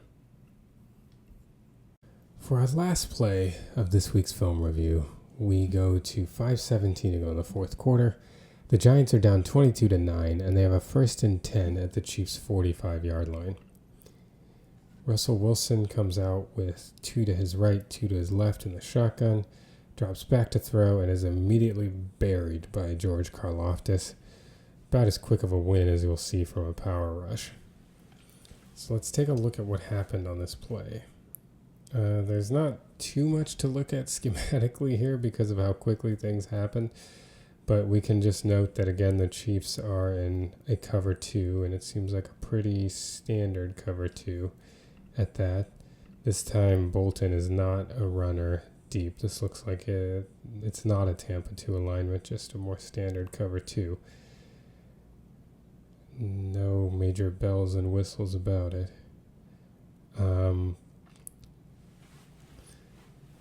And really, this is just all about Karlaftis. Karlaftis is coming here, bull rushing the left tackle, and the poor guy has no chance. He gets him right back into the backfield so quickly, and because of how short Wilson's drop was, Wilson's clearly looking for a quick throw.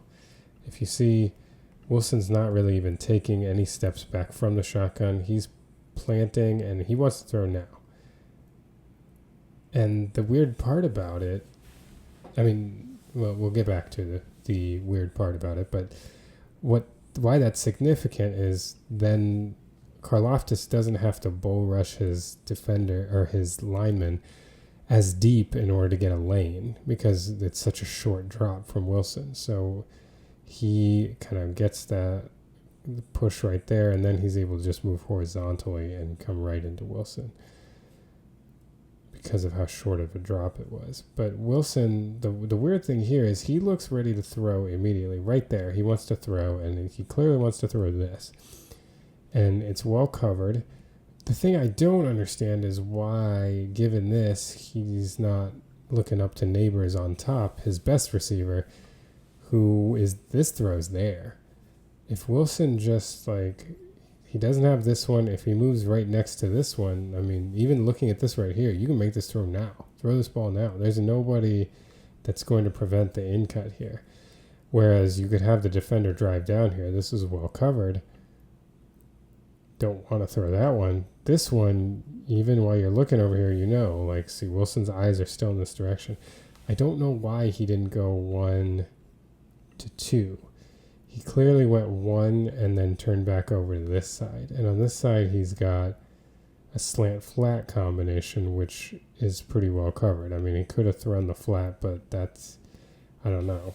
This is pretty good coverage. By the time he whips around and throws it, Watson might be driving on that too. Although he is turned the other direction. So maybe, in any case, it's not going to be a big gain. The slant is well covered. The flat has a guy over the top. The only route that really comes open here is Nabers. And Wilson was looking over there to start to that side. He was doing this side first. But for whatever reason, I don't believe he looked at Nabers. Because if you did, you throw this ball. Right here, you're throwing this ball. Instead, he turns back and then gets sacked. So I don't know. Don't know what Wilson was doing here. We can see Karlaftis' rush again. Poor 71 really had it tough. See, he gets walked right back, and then Karlaftis just essentially moves horizontally. And you can see Russ reading the defense. See, he's reading the right side. He's doing the side of the play first. I don't know why he didn't go up to Nabers. That throw was there momentarily. In any case, that's it for the film review this week. Thanks so much. Thanks for watching. And again, thanks to all of you who follow along at STCF715. That's on Twitter, TikTok, and Instagram.